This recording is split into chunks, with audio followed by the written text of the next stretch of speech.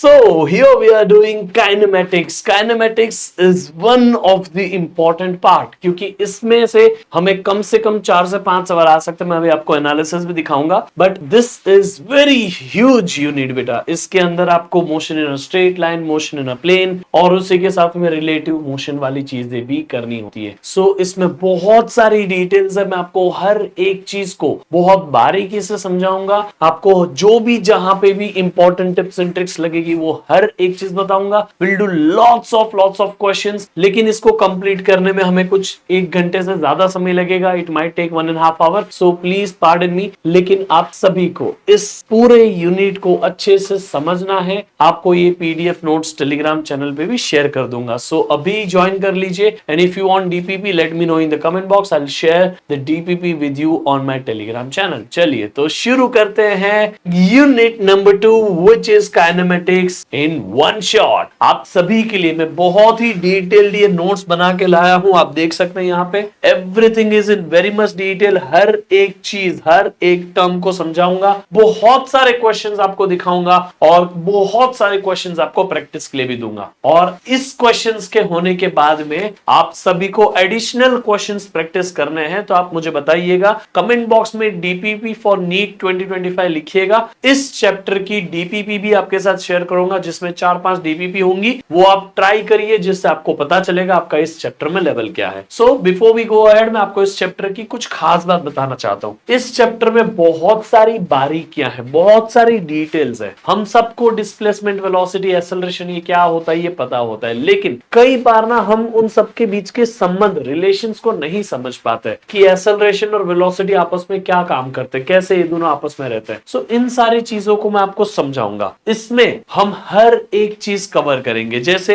We will start from speed, velocity, acceleration, ये सब basic चीज से शुरू करेंगे। Will study uniform motion, non uniform motion, uniformly accelerated motion, uniformly accelerating motion. ये हर एक चीज, फॉर्मूला मेथड हो गया या फिर ग्राफिकल मेथड हो गया, मोशन ग्राफ का हर एक चीज कराऊंगा। जितना मैं आज आपको मोशन ग्राफ में कराऊंगा ना, nobody on YouTube teachers like that in that much detail. ठीक है, सो जरूर उसको पूरा करिएगा, आपको बहुत हेल्पफुल रहेगा। उसके बाद में हम कैलकुलस वाली मेथड के बारे में भी जानेंगे। उसके बाद में हम रिलेटिव मोशन को भी जानेंगे, circular motion, projectile motion, every damn thing which comes under kinematics, which comes under second unit of NEET syllabus will be covered today. So come on guys, get ready. ये आप सभी को बहुत in depth समझाएगा। ठीक है, चलिए शुरू करते हैं। Let's get started with today's class on kinematics. Let's get started. इसमें इस चैप्टर से ओवरऑल अगर आप देखने जाओगे तो आपको हर साल एक दो क्वेश्चन मिला है। ठीक है, बट ये जो एक दो क्वेश्चन लिखा ना, इसमें मैंने कहीं प्रोजेक्टाइल मोशन नहीं इंक्लूड किया, सर्कुलर मोशन नहीं इंक्लूड किया है। उनको इंक्लूड करेंगे तो कम से कम 3 से 4 क्वेश्चन आपके हर साल आपको बन ही जाएंगे। ठीक है ना, चलिए let's get started with the very first thing, very basic thing, what is frame of reference. Frame of reference वो रियल लाइफ सिनेरियो होता है जो बैकग्राउंड में आपको दिखता है। ठीक है, ऑब्जेक्ट कोई एक ही चीज मूव कर रही है, आप किसी एक चीज का मोशन समझ रहे हो, उसके अलावा बाकी सारी चीजें जो है वो बैकग्राउंड है। आप अगर किसी मूविंग ट्रेन को देख रहे हो तो ट्रेन आपका ऑब्जेक्ट हो गया, पीछे का पूरा जो बैकग्राउंड है, बिल्डिंग्स दिख रहा है, पहाड़ दिख रहा है, जंगल दिख रहा है, सब आपका बैकग्राउंड है, ट्री दिख रहा है, सब कुछ। तो वैसे ही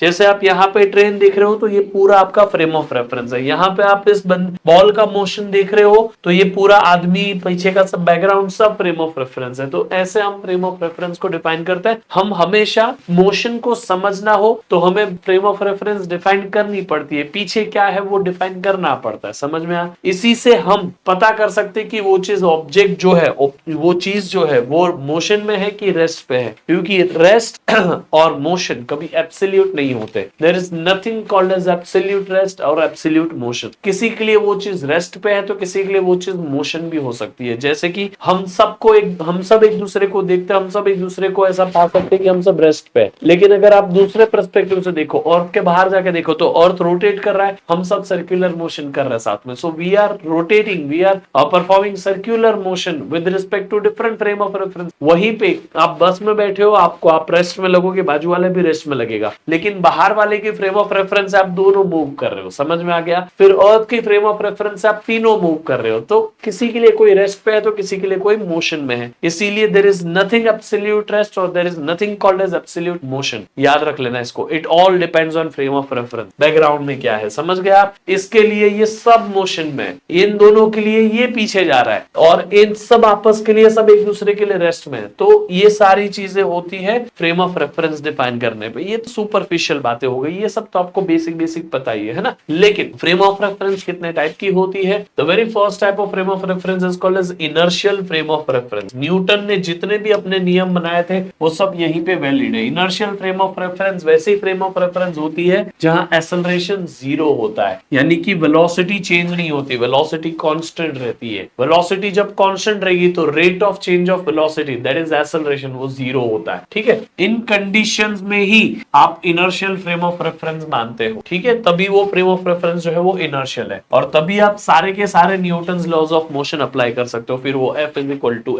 ma हो, या फिर वो mass v is equal to u plus at, s is equal to ut plus half at square, सारी चीजें आप तभी ही अप्लाई कर सकते हैं जब इनर्शियल फ्रेम ऑफ रेफरेंस, ठीक है। लेकिन कई बार in real life situation we are not in inertial frame of reference, we might be in non inertial frame of reference. Non inertial frame of reference क्या होती है? ऐसी फ्रेम ऑफ रेफरेंस जहां पे आपकी वेलोसिटी कांस्टेंट नहीं है, जहां पे आपका एक्सेलरेशन जीरो नहीं है। ऐसे केसेस में जब नेट एक्सेलरेशन जीरो नहीं होता, then there will be net force because there is some acceleration. Acceleration zero नहीं है तो एक्सेलरेशन कुछ तो है, कुछ एक्सेलरेशन मास के साथ मिलके एक कुछ फोर्स बना देगा। So whenever there is some resultant force we are not in inertial frame of reference. तो हम क्या करते हैं, अब यहां एनएलएम अप्लाई नहीं कर सकते, हमें न्यूटन्स लॉज अप्लाई करने हैं, तो इस फ्रेम ऑफ रेफरेंस में अप्लाई नहीं होते। So what do we do? समझ लो कि ये जो ट्रक है वो एक्सेलरेशन ए के साथ ऐसे आगे जा रहा है, so there is some acceleration, acceleration is not zero, that simply means this is non inertial frame of reference, है ना। तो आप क्या करोगे, इसका एक सूडो फोर्स कंसीडर करोगे। Pseudo force will be in opposite direction to the acceleration, motion के अपोजिट डायरेक्शन में होगा। जैसे कि यहां पे मैंने सूडो फोर्स के बारे में लिखा है, सूडो फोर्स का मैग्नीट्यूड मास इनटू एक्सेलरेशन होगा, और ये एक्सेलरेशन जो है वो उस फ्रेम ऑफ रेफरेंस का एक्सेलरेशन होगा। इसका डायरेक्शन इस सूडो फोर्स का opposite to the direction of acceleration होगा। ट्रक आगे जा रहा है, एक्सेलरेशन आगे है, आप पीछे के डायरेक्शन में सूडो फोर्स लोगे, याद रहेगा। तो this pseudo force needs to be consider. क्यों? क्योंकि अगर ये ट्रक आगे जा रहा है तो ये मास इनटू एक्सेलरेशन की नेट फोर्स आगे जा रहा है, तो आगे के डायरेक्शन में net force mass into acceleration है। अब आपने आगे जितनी फोर्स है उतनी फोर्स पीछे कंसीडर कर ली है, तो ये फोर्स और ये फोर्स कैंसिल हो गई, नेट फोर्स जीरो हो गई, नेट एक्सेलरेशन हमारे लिए जीरो हो गया। जब नेट एक्सेलरेशन जीरो हो जाता है जब नेट एक्सेलरेशन जीरो हो जाता है तब आप अल्टीमेटली इस फ्रेम ऑफ रेफरेंस में आ गए। सो हम क्या करते हैं, non inertial frame of reference में सूडो फोर्स कंसीडर करके नेट फोर्स जीरो करने के लिए एक अपोजिट फोर्स कंसीडर कर लेते हैं नेट फोर्स के। तो हम सूडो फोर्स कंसीडर करके non inertial frame of reference को इनर्शियल फ्रेम ऑफ रेफरेंस में कन्वर्ट कर देते हैं, so that we can apply NLM. समझ में आ गया? कोई डाउट है? आई होप आपको समझा। अब ये था आपका फ्रेम ऑफ रेफरेंस का बात। अब इस पे इतना ज्यादा सोचने की जरूरत नहीं है, रिलेटिव मोशन में फ्रेम ऑफ रेफरेंस सबसे ज्यादा आपको काम आएगी, ठीक है। बाकी आपको इतना फ्रेम ऑफ रेफरेंस के बारे में अभी टेंशन लेने की जरूरत नहीं। अब हम ये सारे टर्म्स के बारे में जानेंगे, पोजीशन का vector form, distance, displacement, velocity, speed, acceleration, average speed, average velocity, all those, ठीक है। सबसे पहले let's go for position. Position को हम वेक्टोरिकली समझ लेते हैं। आइडियली आप एनसीईआरटी में देखोगे तो जब काइनेमेटिक्स का पहला part motion in a straight line पढ़ रहे हैं, वहां पे उन्होंने पोजीशन को वेक्टर में नहीं लिया, उसके बाद वेक्टर सिखाया आपको उन्होंने, मोशन इन प्लेन। मैं आपको सब साथ में करा रहा हूँ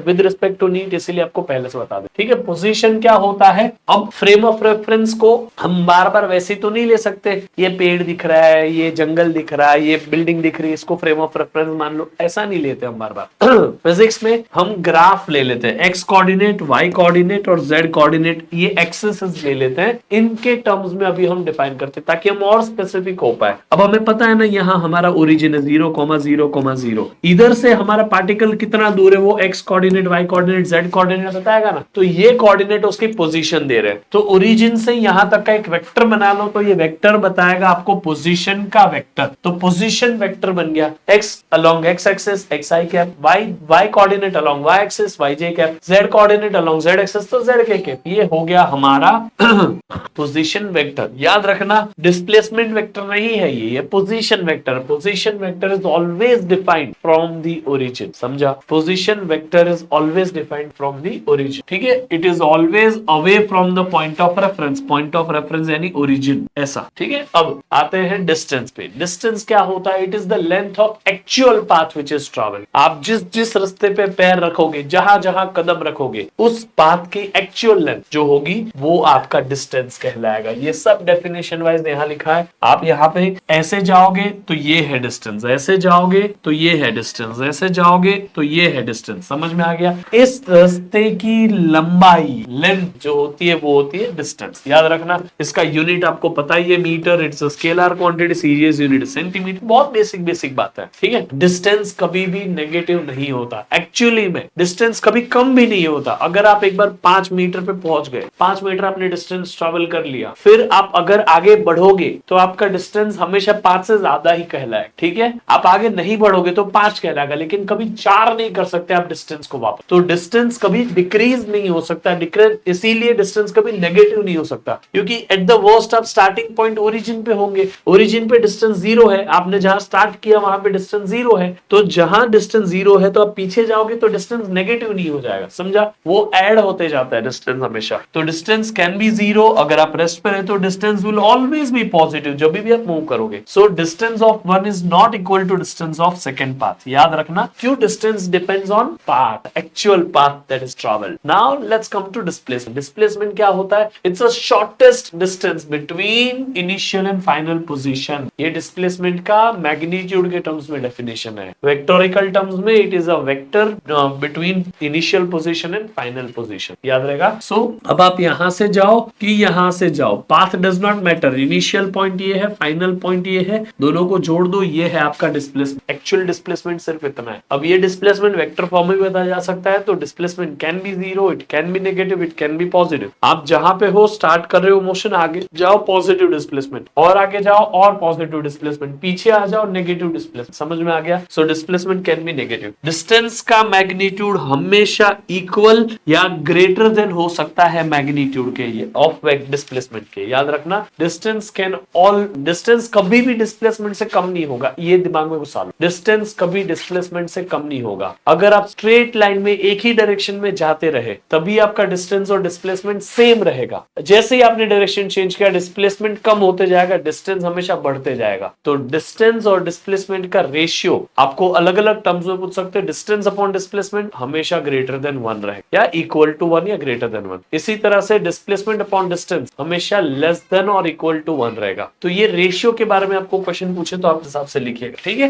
magnitude of the displacement may be equal to और less than that of the distance, but will be never greater than distance. याद रखना है, ठीक है? अब छोटी सी प्रैक्टिस कर लेते हैं डिस्टेंस और डिस्प्लेसमेंट की, आपको काम आएगा, ठीक है? अब हमारा कार जो है वो ए से शुरू करेगा मोशन, बी पे जाएगा। तो ए से शुरू करके बी पे 1/4 ऑफ द सर्कल कवर कर रहा है। 1/4 ऑफ द सर्कल यानी जहां वो यहां से रहा है, तो ये पाथ की लेंथ उसका डिस्टेंस हो गई। तो पूरा सर्कल का सरकमफरेंस 2πr, आधे सर्कल का πr और आधे से आधे सर्कल का πr/2। सो डिस्टेंस कितना हो गया बेटा? πr/2। इसी तरह से इनिशियल पॉइंट ये है, फाइनल पॉइंट ये है, तो इन दोनों को जोड़ता हुआ डायरेक्ट वेक्टर, तो ये हो गया आपका डिस्प्लेसमेंट, है ना? अब ये डिस्प्लेसमेंट है तो आप सिंपली निकाल सकते हो। देखो यहां से सेंटर से यहां तक का डिस्टेंस r, सेंटर से इस पोजीशन तक का डिस्टेंस r। तो आपके पास एक ऐसा ट्राइंगल है जहां पे राइट एंगल ट्राइंगल फॉर्म हो रहा है, ये r है, ये r। बता दो ये कितना होगा? √2r होगा कि नहीं? कैलकुलेट करना है, कैलकुलेट कर लो। इसको अभी के लिए मैं x बोल देता हूं, ठीक है? तो क्या आप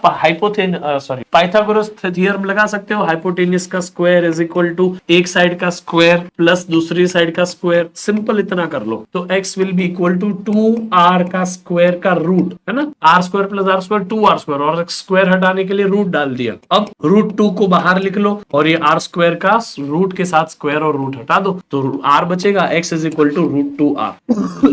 समझ में आ गया? ये है आपका डिस्प्लेसमेंट।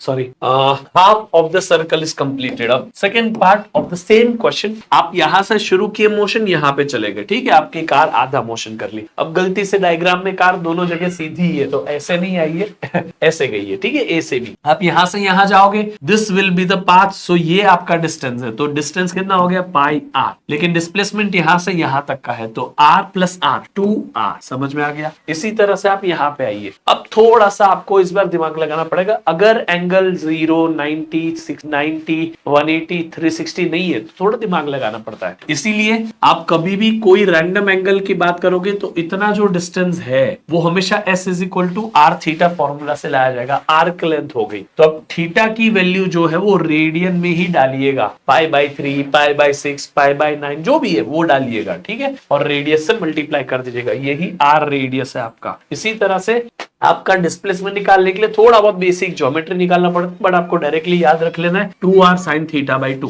2r cos नहीं है, 2r sin थीटा बाई, समझ में आ गया। 2r sin theta by 2 is the formula for displacement for any displacement in circular path, समझ में आ गया। तो 2r sin थीटा बाई 2, यहां से यहां 60 डिग्री हो या 30 डिग्री हो, 50 डिग्री हो, जो भी हो आप यहाँ पे एंगल रख दीजिए, बस आंसर आ जाएगा, याद रहेगा। सो ये आपको इस तरह से याद रखना है, ठीक है। अब आपको कुछ डायरेक्शंस के बारे में बेसिक बातें बता दूं। वैसे अगर आपको बोले ईस्ट वेस्ट नॉर्थ साउथ, तो ईस्ट वेस्ट साउथ ऐसा नहीं लिया जाता, आप बाय डिफॉल्ट लिखते जरूर ऐसा हो कि ऊपर नॉर्थ है, नीचे साउथ है, यहाँ ईस्ट है, यहाँ वेस्ट है, ऐसा लिखते जरूर हो, लेकिन ये वर्टिकल प्लेन के लिए नहीं होता नॉर्थ वेस्ट ईस्ट साउथ, ये हॉरिजॉन्टल प्लेन के लिए होता है। कभी भी याद रख लेना, नॉर्थ ईस्ट साउथ वेस्ट ऊपर के डायरेक्शन में नहीं होता, वरना अंग्रेज भारत को ढूंढते ढूंढते अमेरिका चले गए उसकी जगह स्पेस में चले जाते ना, अगर नॉर्थ ईस्ट साउथ वेस्ट ऐसे होता तो। सो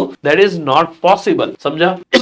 तो आप कभी कभी ईस्ट वेस्ट साउथ नॉर्थ के लिए आई जे ऐसे लगा सकते हो, और अप और डाउन के लिए अलग से, ये कंसीडरेशन है, हर बार ऐसा ही लेना जरूर नहीं है, बस ये वाला आपको ध्यान में रखना है कि north east south west horizontal plane के लिए होता है। अब लेट्स गो, अब आप एक क्वेश्चन को करिए, आपको अंदाजा मिल जाएगा। इस क्वेश्चन में आपको डिस्टेंस और डिस्प्लेसमेंट दोनों निकालना है, तो डिस्टेंस निकालने के लिए यहां से यहां गए, यहां से यहां गए, ये सारे पाथ की लेंथ ऐड कर, displacement initial position final position को जोड़ती हुई लाइन, तो ये निकालने के लिए आप एक छोटा सा ट्राइंगल बनाइए, ये कितना है 4, ये कितना है देखो 3, मैंने निकाल के दिया है, तो आप ये निकाल लीजिएगा, ठीक है। डिस्टेंस और डिस्प्लेसमेंट दोनों पता कर लीजिए, बहुत बेसिक सा क्वेश्चन है, ये भी आपको अभी आएगा, मैंने ऑलरेडी बता दिया आपको इसका आंसर, ठीक है। चलो ये क्वेश्चन भी आप कभी कर पाओगे, क्योंकि इसके लिए मैंने आपको फॉर्मूला बता दिया, s is equal to R theta, formula से कर लोगे। मैं आपको इसमें एडिशनल क्वेश्चन दे देता हूँ, डिस्टेंस और डिस्प्लेसमेंट दोनों निकालिए, ठीक है, इस वाले क्वेश्चन। चलिए now let's go for the next thing. ये आपको एक और क्वेश्चन दे रहा हूँ, बट अभी बार बार इतने सारे क्वेश्चन कराऊंगा तो आप लोगों को बहुत स्लो हो जाएगा वीडियो, थोड़ा बहुत आप प्रैक्टिस करोगे, it will be beneficial for you. ज्यादा से ज्यादा क्वेश्चन आपको प्रैक्टिस करने चाहिए, ठीक है। मैंने आपको कॉन्सेप्ट का रिवीजन दे दिया, अब आपको सिंपली क्वेश्चंस को प्रैक्टिस करना है रिवीजन करने के साथ। जरूरी नहीं है वीडियो 1 घंटे का तो 1 घंटे में कवर अप करे, ये वीडियो रिकॉर्ड करने के लिए मुझे 2 दिन लगते हैं, आप देख लो यहाँ पे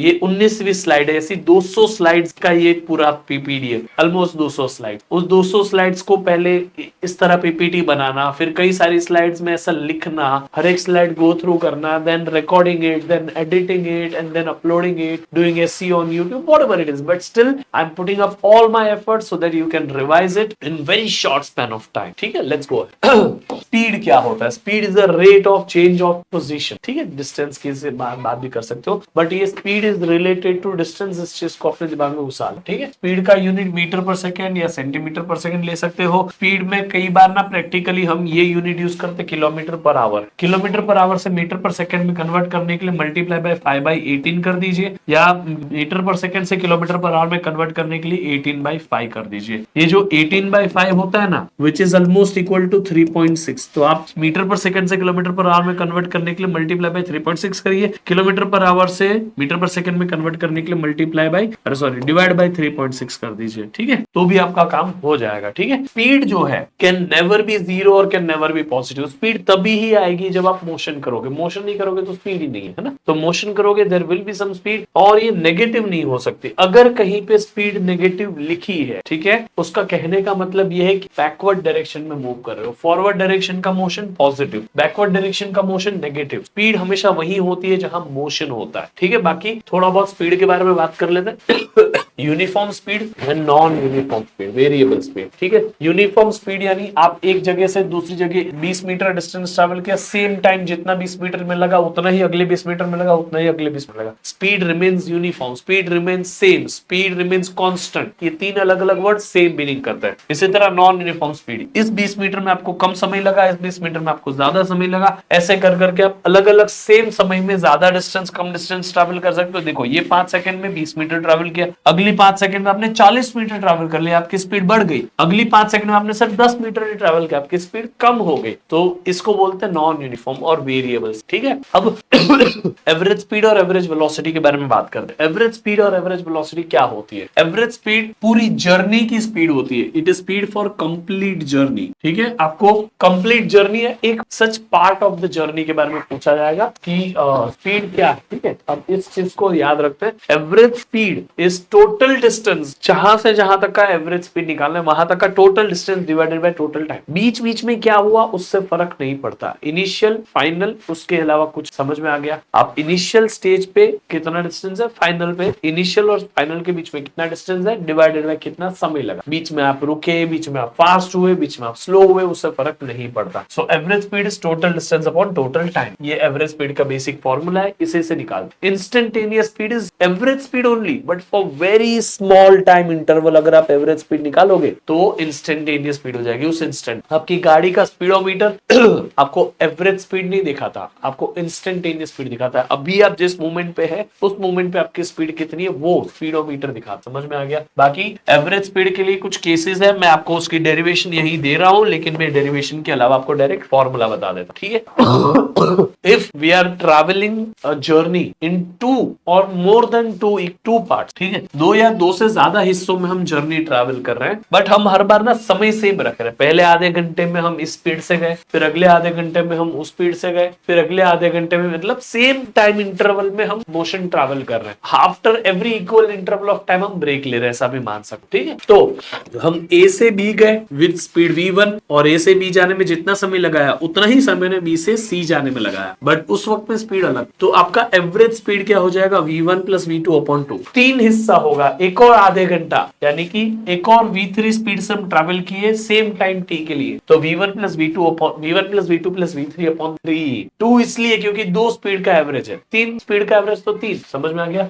अगर डिस्टेंस सेम है, आप ए से बी गए, सी जो आपने 100 किलोमीटर ट्रैवल किया v1 स्पीड से, फिर बी से सी गए, अगला 100 किलोमीटर ट्रैवल किया v2 स्पीड से। यहाँ टाइम का लेना देना नहीं है, यहाँ पे आप स्लो गए तो आपने कम ज्यादा समय ले लिया, यहाँ पे आप फास्ट गए आपने कम समय लिया। तो इन दोनों केसेस में जो टाइम इंटरवल है वो अलग हो सकता है। इसमें टाइम इंटरवल सेम है फॉर एवरी जर्नी, इसमें time interval is different for every journey, here the distance is same for every journey. So इस केस में आपको 2v1 v2 upon v1 plus v2 ये फॉर्मूला लगा लेना है। यही फॉर्मूला 3 पार्ट के लिए बन सकता है, मैं आपको बोल देता हूं, आपके दिमाग में घुस गया तो बढ़िया बात है। ये 2 पार्ट के लिए, इसके लिए 2 v1 v2 पहले मल्टीप्लाई करना सारी वेलोसिटी, फिर कितने पार्ट में है 2, तो इसलिए 2 अलग अलग कॉम्बिनेशन v1 v2। अब 3 के लिए बोल रहा हूं 3 v1 v2 v3 upon multiply करो सारे combination v1 v2 plus v2 v3 plus v3 v1, ऐसा करके 3 का फॉर्मूला बनेगा। लिख लेना, जरूरत पड़े तो काम है, अदरवाइज आपको मुझे लगता नहीं उतना आपको पूछना चाहिए, ठीक है। अगर स्पीड ही सेम है हर जगह, आपने यहां से यहां गए v1 स्पीड से, आपने यहां से यहां गए v स्पीड से, यहां से यहां भी v स्पीड से गए, आपने पूरा कर्व ट्रैवल किया v स्पीड से, यहां से यहां गए v स्पीड से, यहां से यहां,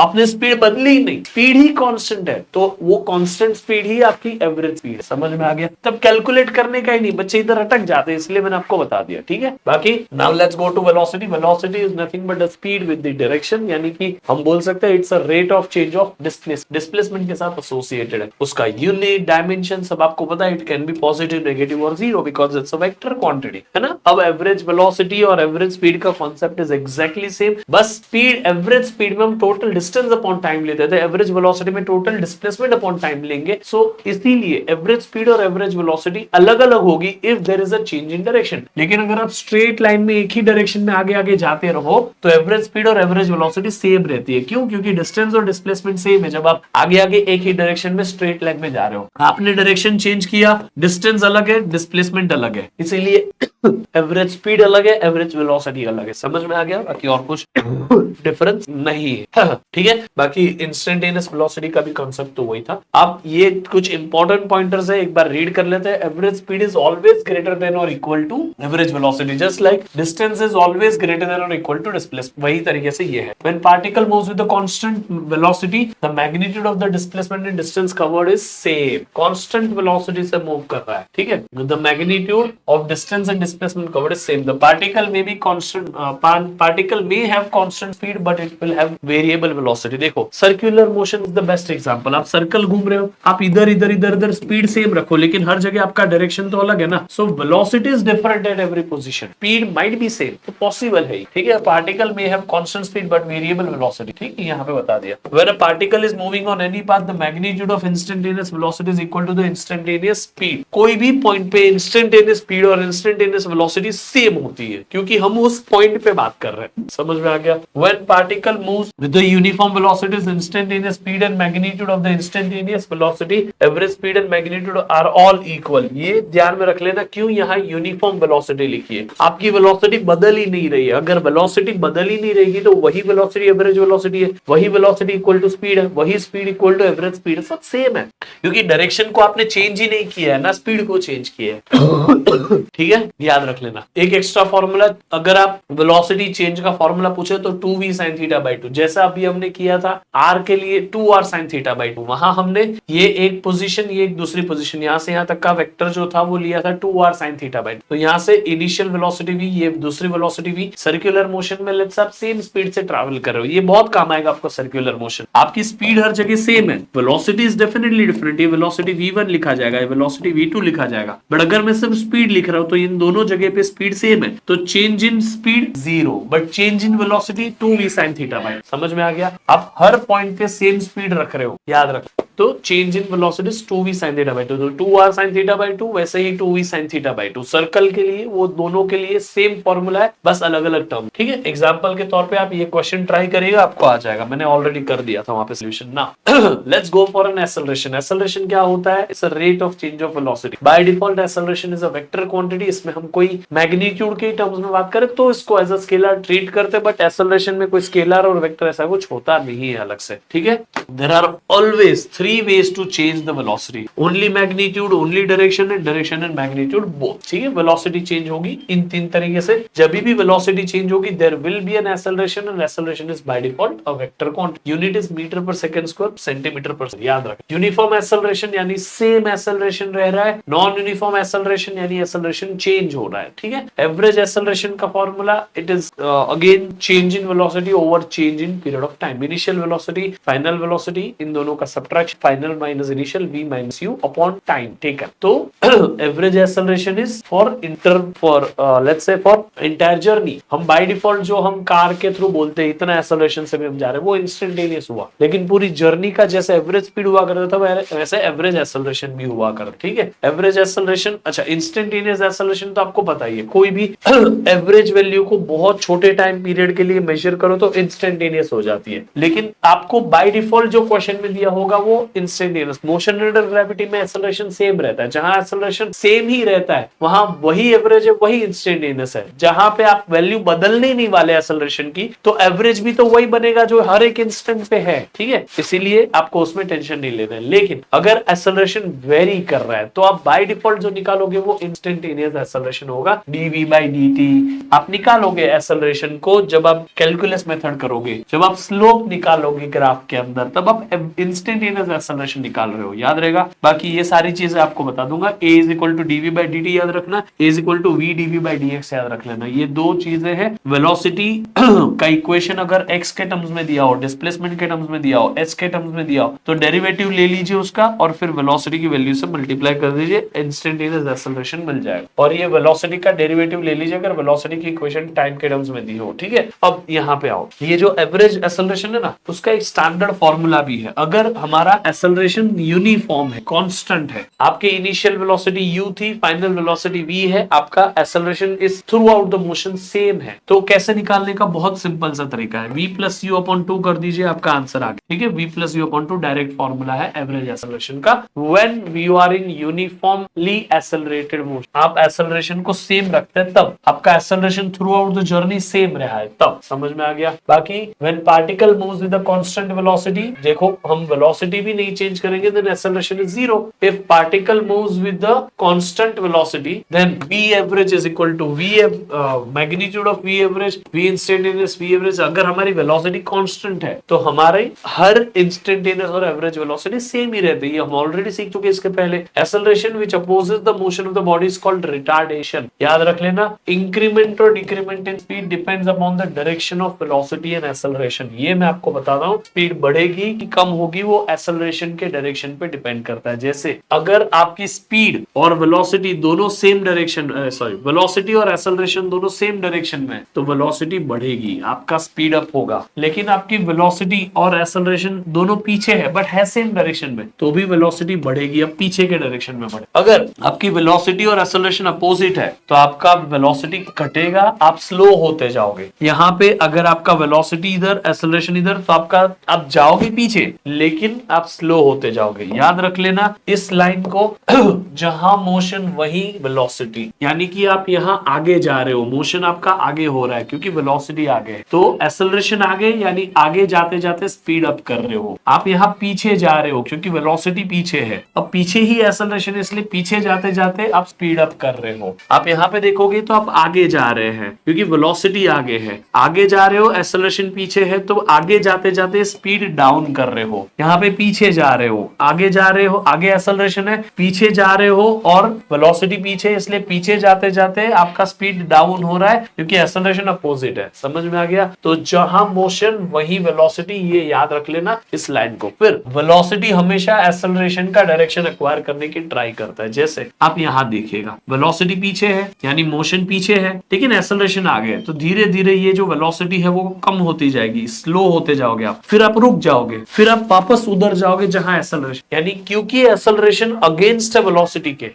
वेलोसिटी इधर है, एक्सेलरेशन इधर है, तो वेलोसिटी ज्यादा है अभी, फिर क्योंकि एक्सेलरेशन अगेंस्ट है मेरे, तो मैं स्लो होऊंगा और स्लो होऊंगा और स्लो होऊंगा, एक टाइम पे आके रुक जाऊंगा, फिर पीछे जाऊंगा जहां एक्सेलरेशन है। समझा कि नहीं? याद रहेगा। तो ये चीज को भूलना मत। एक और पॉइंट है, acceleration has a direction same as the change in velocity. Acceleration का डायरेक्शन क्या होता है? चेंज इन वेलोसिटी का डायरेक्शन। सो याद रख लेना, इस चीज को दिमाग में घुसा लेना। Acceleration has a same direction as change in velocity, हमेशा हमेशा, क्योंकि acceleration itself is a change in velocity upon time. Change in velocity का डायरेक्शन ही एक्सेलरेशन का डायरेक्शन।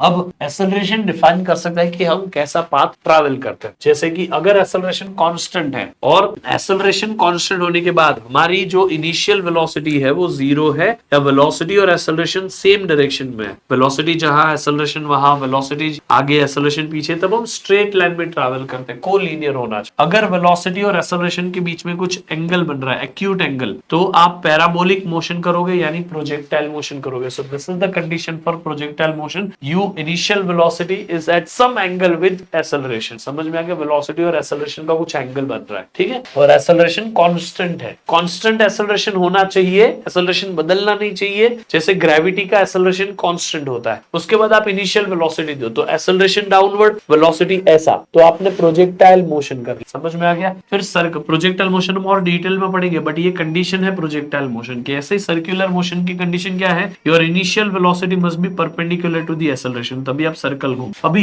अगर एक्सेलरेशन कांस्टेंट है और वेलोसिटी और एक्सेलरेशन पैरेलल एंटी पैरेलल है, तो आप स्ट्रेट लाइन में मोशन करोगे। वेलोसिटी और एक्सेलरेशन कुछ एक्यूट एंगल या ऑब्टूज एंगल बना रहे हैं, तो आप पैराबोलिक मोशन यानी प्रोजेक्टाइल मोशन करोगे। वेलोसिटी और एक्सेलरेशन परपेंडिकुलर है तो आप सर्कुलर मोशन करोगे। लेकिन एक्सेलरेशन खुद ही वेरी कर रहा है तो आप कभी स्ट्रेट लाइन मोशन नहीं करोगे। आई होप आपको समझाई। सो अब हम बात करते हैं आगे। Let's go ahead. आपके लिए मैंने एक मस्त सा चार्ट बनाया जिससे आप पूरा मोशन का सिनेरियो सिनेरियो समझ पाओ। इन चार्ट्स और इन ग्राफ की मदद से आपका समझना बहुत इजी हो जाता है। देखो मैं आपको बताऊं, स्टेट्स ऑफ मोशन कैसे डिफाइन होता है। स्टेट्स ऑफ मोशन डिपेंड करता है एक्सेलरेशन पे, ठीक है, एक्सेलरेशन पे डिपेंड करेगा। अगर एक्सेलरेशन 0 है, इसका मतलब वेलोसिटी चेंज नहीं होगी, तो आप यूनिफॉर्म मोशन में, आपका मोशन स्ट्रेट लाइन में, ऑब्वियसली स्ट्रेट लाइन में है, बट आप सेम टाइम में सेम डिस्टेंस ट्रैवल करोगे, यानी कि आप यूनिफॉर्म मोशन में हैं, जहां वेलोसिटी चेंज नहीं हो रही, आप सेम स्पीड से मोशन कर रहे हो। सो आपका पोजीशन या डिस्प्लेसमेंट जो है वो यूनिफॉर्मली चेंज होगा। आप आगे आगे आगे आगे बढ़ते जाओगे, बट सेम टाइम में सेम इंटरवल में आप आगे बढ़ोगे। समझ में आ गया? सेम अमाउंट से आगे बढ़ोगे। फिर यूनिफॉर्म आपकी वेलोसिटी जो है वो यूनिफॉर्म रहेगी, यानी कांस्टेंट रहेगी, यानी सेम रहेगी। एक्सेलरेशन तो ऑब्वियसली 0 लिख, ठीक है। इस केस में आपको एक्सेलरेशन तो ऑलरेडी पता है 0 है। इन दोनों के लिए आपस के रिलेशनशिप है speed is equal to distance upon time या velocity is equal to displacement upon time. अब सिमिलर वे में अगर आपका एक्सेलरेशन 0 नहीं है, 0 था तो यूनिफॉर्म मोशन, 0 नहीं है तो उसको बोलेंगे नॉन यूनिफॉर्म मोशन। क्या बोलेंगे बेटा? Non uniform motion. आप भूलना मत, ये चार्ट जिसको समझ गया उसको मोशन के टाइप्स में कभी कंफ्यूजन नहीं हो। एक्सेलरेशन 0 नहीं है, इसका मतलब आप नॉन यूनिफॉर्म मोशन में है। नॉन यूनिफॉर्म मोशन होना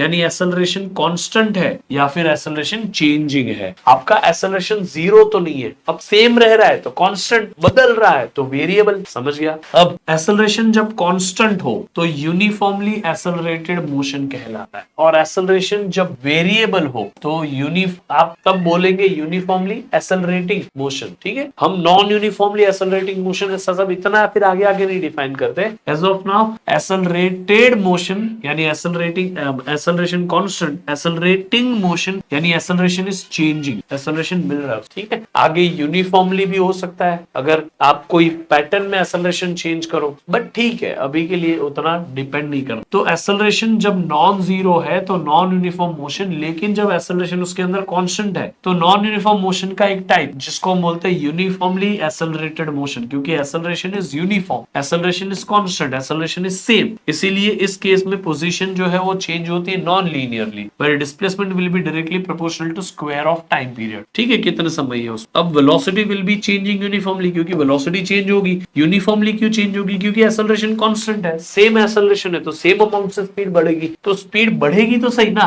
बट सेम अमाउंट से, इसलिए यूनिफॉर्मली इंक्रीजिंग स्पीड। और जब भी ये केस होता है आपको पता चल जाए कि आपका मोशन एक्सेलरेशन कांस्टेंट वाला है तो वो नॉन यूनिफॉर्म मोशन के अंदर यूनिफॉर्मली एक्सेलरेटेड मोशन है। ये वर्ड बोला तो भी वही मतलब होता है। अब ये ब्रॉड टर्म है, यानी कि इसके अंदर कई सारे टाइप के मोशन हो सकते हैं, जिसमें से एक टाइप का मोशन है जब एक्सेलरेशन ऐसा है, दूसरा जब एक्सेलरेशन खुद वेरिएबल है तो इस टाइप का मोशन। समझ में आ गया? अब इसमें आप काइनेमेटिकल इक्वेशंस अप्लाई करो। जब भी इस केस में आप है तभी काइनेमेटिकल इक्वेशंस अप्लाई होगी। इन इक्वेशंस को आप ऑलरेडी पढ़ चुके हो, स्केलर फॉर्म में भी लिखिए, वेक्टर फॉर्म में भी लिखिए। इन इक्वेशंस को आप अप्लाई कर सकते हो। v = u + 8 s = ut + half a² v² = u² + 2s। तो आप इन इक्वेशंस को सिर्फ और सिर्फ इन्हीं में अप्लाई कर सकते हो, बाकी आप अप्लाई नहीं कर सकते।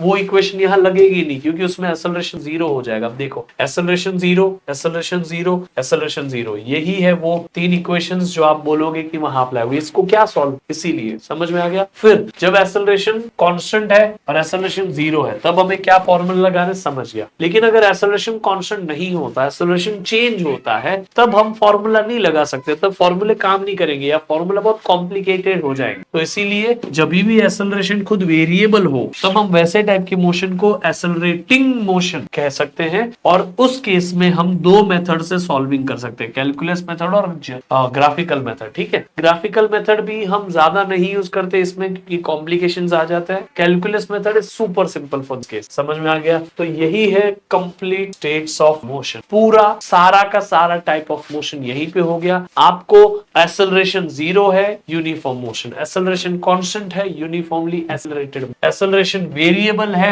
Accelerating motion. ये दोनों type of non uniform motion कहलाते। समझ में आ गया? और यहाँ पे नॉन यूनिफॉर्म मोशन में एक्सेलरेशन इज नॉट 0, यानी we are in non inertial frame of reference. याद रखना, अभी के लिए तो काम नहीं आता फ्रेम ऑफ रेफरेंस इतना, अगले चैप्टर में थोड़ा बहुत काम आए। ठीक है, मोशन अंडर ग्रेविटी के लिए आते हैं। अब मोशन अंडर ग्रेविटी एक ऐसा मोशन है जहां पे आपका acceleration becomes equal to gravity, earth के एक्सेलरेशन। अब ग्रेविटी का एक्सेलरेशन हम प्रैक्टिकल केसेस में कांस्टेंट ले लेते हैं, तो एक्सेलरेशन कांस्टेंट वाला मोशन आ गया ये एक्सेलरेशन कांस्टेंट वाला। जब एक्सेलरेशन कांस्टेंट हो तो ये मोशन होता है, तो एक्सेलरेशन कांस्टेंट वाला मोशन ही वही है मोशन अंडर ग्रेविटी, यानी motion under gravity is nothing but the uniformly accelerated motion. Motion under gravity is nothing but uniformly accelerated motion. इस चीज को भूलना मत। इतना एक्सेलरेशन होता है जिसको अलग अलग यूनिट में हमने लिखा है 9.8 या 980 या 32 फीट पर स्क्वायर। ठीक है, इस चीज को मत भूलना। अब आप याद रखिएगा कि मोशन अंडर ग्रेविटी में acceleration will be always gravity, nothing other than. ठीक है, अब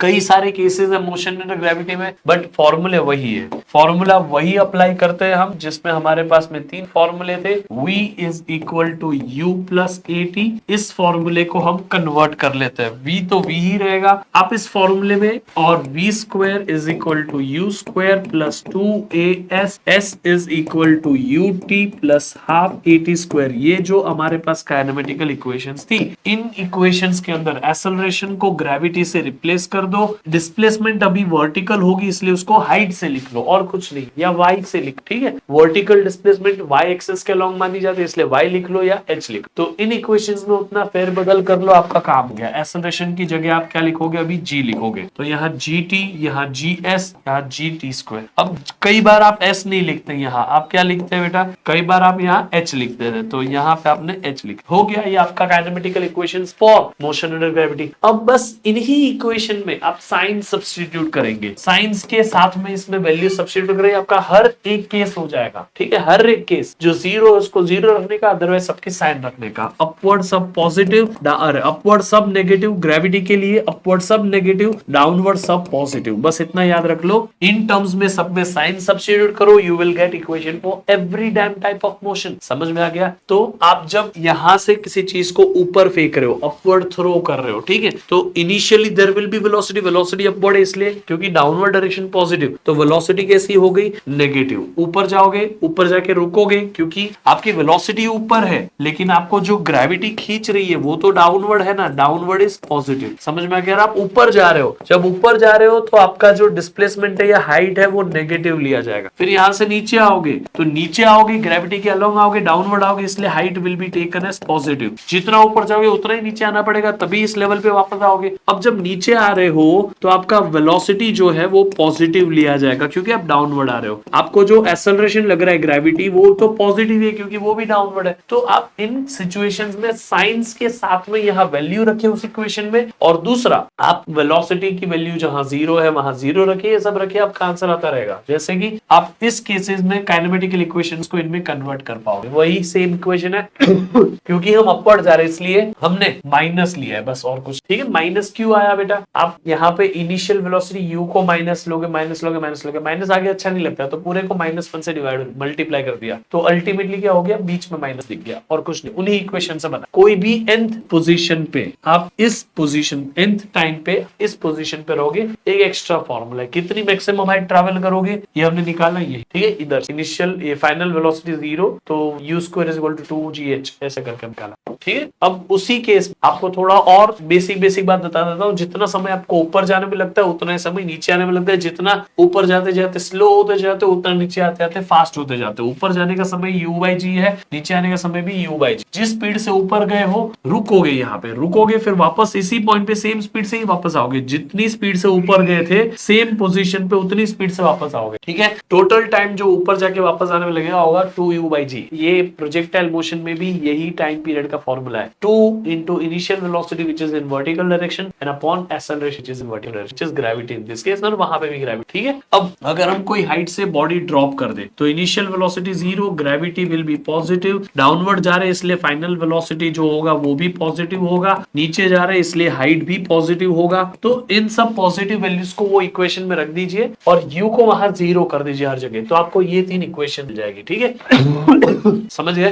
बाकी नीचे पहुंचने में इतना समय लगेगा, मैक्सिमम स्पीड आपकी नीचे पहुंचोगे वहां पे मैक्सिमम स्पीड होगी, ये v max की वैल्यू इतनी होगी। ये कुछ नहीं किया है ब्रो, ये दोनों चीजें यहीं से निकाली है और कुछ नहीं है। ये फॉर्मूला को स्क्वायर रूट ले लो, ये बन गया। इस फॉर्मूला में सब कुछ सही से रख दो, ये बन। समझ में आ गया? बाकी ड्रॉप या फ्री फॉल सेम ही बात है। कुछ इंपॉर्टेंट पॉइंटर्स यहाँ लिखे हुए हैं, आप प्लीज इसको रीड करिएगा, आपको ये काम आएंगे। कई बार ऐसे शॉर्टकट्स आपको एग्जाम में डायरेक्टली अप्लाई करने मिल जाए, सीधा आपको ऑप्शन मिल जाता है आराम से। ठीक है, तो प्लीज उसको करिएगा। अब आपका काम है अब नीचे हम ऑब्जेक्ट को ड्रॉप नहीं कर रहे, फेंक रहे। ड्रॉप करना यानी छोड़ देना, फ्री फॉल। अब हम फेंक रहे हैं तो there will be some initial velocity, but वो डाउनवर्ड है इसलिए पॉजिटिवली। अब ग्रेविटी जो होगी वो भी डाउनवर्ड है इसलिए वो भी पॉजिटिव, नीचे ही जा रहे हैं इसलिए हाइट भी पॉजिटिव, सब पॉजिटिव है। तो देखो सारी नॉर्मल इक्वेशंस लग गई, ठीक है। आप इसको यूज करके हमेशा पता कर सकते हैं कोई भी चीज जो आपको पूछी हो वो आप मोशन अंडर ग्रेविटी में पता कर सकते। अब कोई हाइट से आपने चीज को ऊपर फेंका, फिर ऊपर जाके नीचे आएगा, तो उस केस में इनिशियल वेलोसिटी अपवर्ड है, वो हो गई नेगेटिव लिया जाएगा, ठीक है। अपवर्ड है इसलिए नेगेटिव, पॉजिटिव नहीं। फिर आप नीचे आओगे, यहां कहीं पहुंच गए तो वेलोसिटी विल बी पॉजिटिव, यहां कहीं रहोगे तो वेलोसिटी विल बी नेगेटिव। तो वो अलग अलग केसेस में होते हैं, उसका डायरेक्ट इक्वेशन आप वहां पे यूज कर सकते हैं। दूसरा देखो u नेगेटिव है तो हर किसी में आया ना नेगेटिव, ये u स्क्वायर हो गया, नेगेटिव का स्क्वायर पॉजिटिव, इसलिए फिर क्योंकि आप यहां से यहां आओगे तो फाइनली यहां पे पहुंचोगे, तब जाके आपका डिस्प्लेसमेंट जो डाउनवर्ड है वो पॉजिटिव कहा जाएगा। तो इस केस में आप ये फॉर्मूले अप्लाई कर सकते directly without thinking about it, ठीक है। कुछ नहीं किया मैंने, सिर्फ सही साइन कन्वेंशन अप्लाई की है। और उसके अलावा आपको कुछ और चीजें पूछी जाए, मैक्सिमम हाइट अटेन्ड, तो टावर का हाइट प्लस इसने कितना हाइट ट्रेवल किया, वो दोनों हाइट, तो टोटल हाइट मैक्सिमम हाइट होगी। टोटल डिस्टेंस तो ये जो है यहां से यहां तक का निकाल लो, फिर इतना हाइट ऐड कर दो, तो ये उतना ही मोशन है जो हमने सबसे पहले केस में पढ़ा। उसके बाद हाइट ऑफ द टावर ही तो है, तो इसलिए h प्लस स्क्वायर बाई जी जो वहां पे भी था। टोटल टाइम टेकन, और इन सब के लिए आपको एक ऐसी इक्वेशन बना लेनी है, gt square minus 2t 2ut minus 2h। इस इक्वेशन को बना के इसको सॉल्व कर लो, इसके रूट्स निकाल लो, आपका आंसर आ जाएगा। टाइम कितना लगा, समझ में आ गया, इस चीज को भूलना, ठीक है। मोशन एंड ग्रेविटी के ऊपर एक क्वेश्चन है, बहुत बेसिक सा सवाल है, मैं इसको सॉल्व कराने में समय नहीं डालूंगा, ये आप खुद करिएगा, आपके लिए आसान पड़ेगा, ठीक है।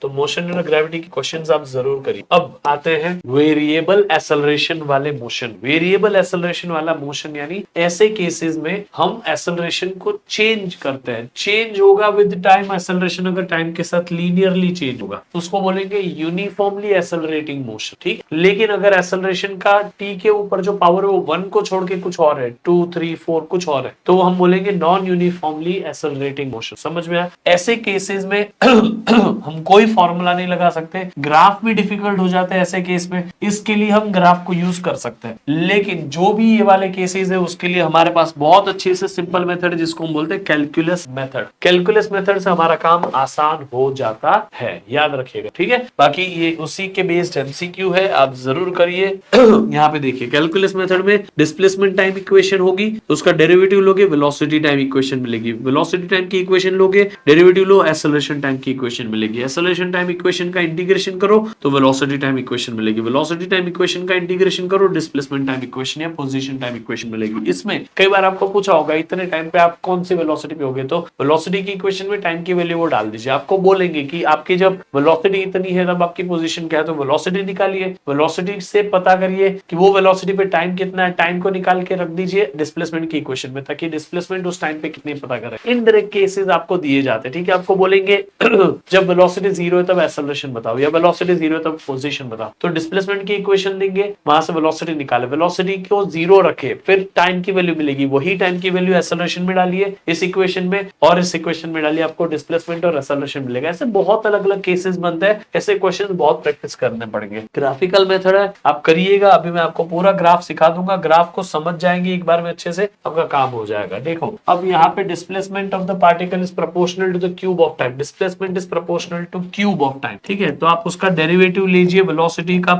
2 3t की स्क्वायर होगा, इसी तरह एक्सेलरेशन क्या होगा 6t, तो acceleration is directly proportional to time. देखो ऐसे करना है, डेरिवेटिव लेना है। आई होप आपको आता है ये बेसिक सा डेरिवेटिव लेना है कि नहीं, सो प्लीज इसको करिएगा। Now let's go for the next thing. आपको यहाँ इक्वेशन दी है पोजीशन की, इसको आपको निकालना है कौन, acceleration of the body. x position कभी कभी x से लिखते कभी s से लिखते, सो इतना टेंशन लेने की जरूरत नहीं है। x is equal to at plus bt square minus ct cube. अब क्या करेंगे आप इसमें, simply x is equal to velocity निकाले, वेलोसिटी में यहाँ पे at की जगह a आ जाएगा, डेरिवेटिव लेंगे, प्लस 2bt आ जाएगा माइनस 3ct स्क्वायर आ जाएगा। अब इसका एक और डेरिवेटिव, मेरा डेरिवेटिव फास्ट है, जरूर नहीं आपका फास्ट हो, आपको ट्राई करना है सही तरीके से, ठीक है। 0 कांस्टेंट का डेरिवेटिव 0, तो इधर 2b बचेगा माइनस 3 इंटू 2 6ct वाला answer 2b minus 6ct, option C. समझा किस तरह से करना होता है ये टाइप का क्वेश्चन। तो ऐसे आपको इन क्वेश्चंस को सॉल्व कर, ठीक है। बाकी कुछ कुछ और क्वेश्चंस भी आपको यहाँ पर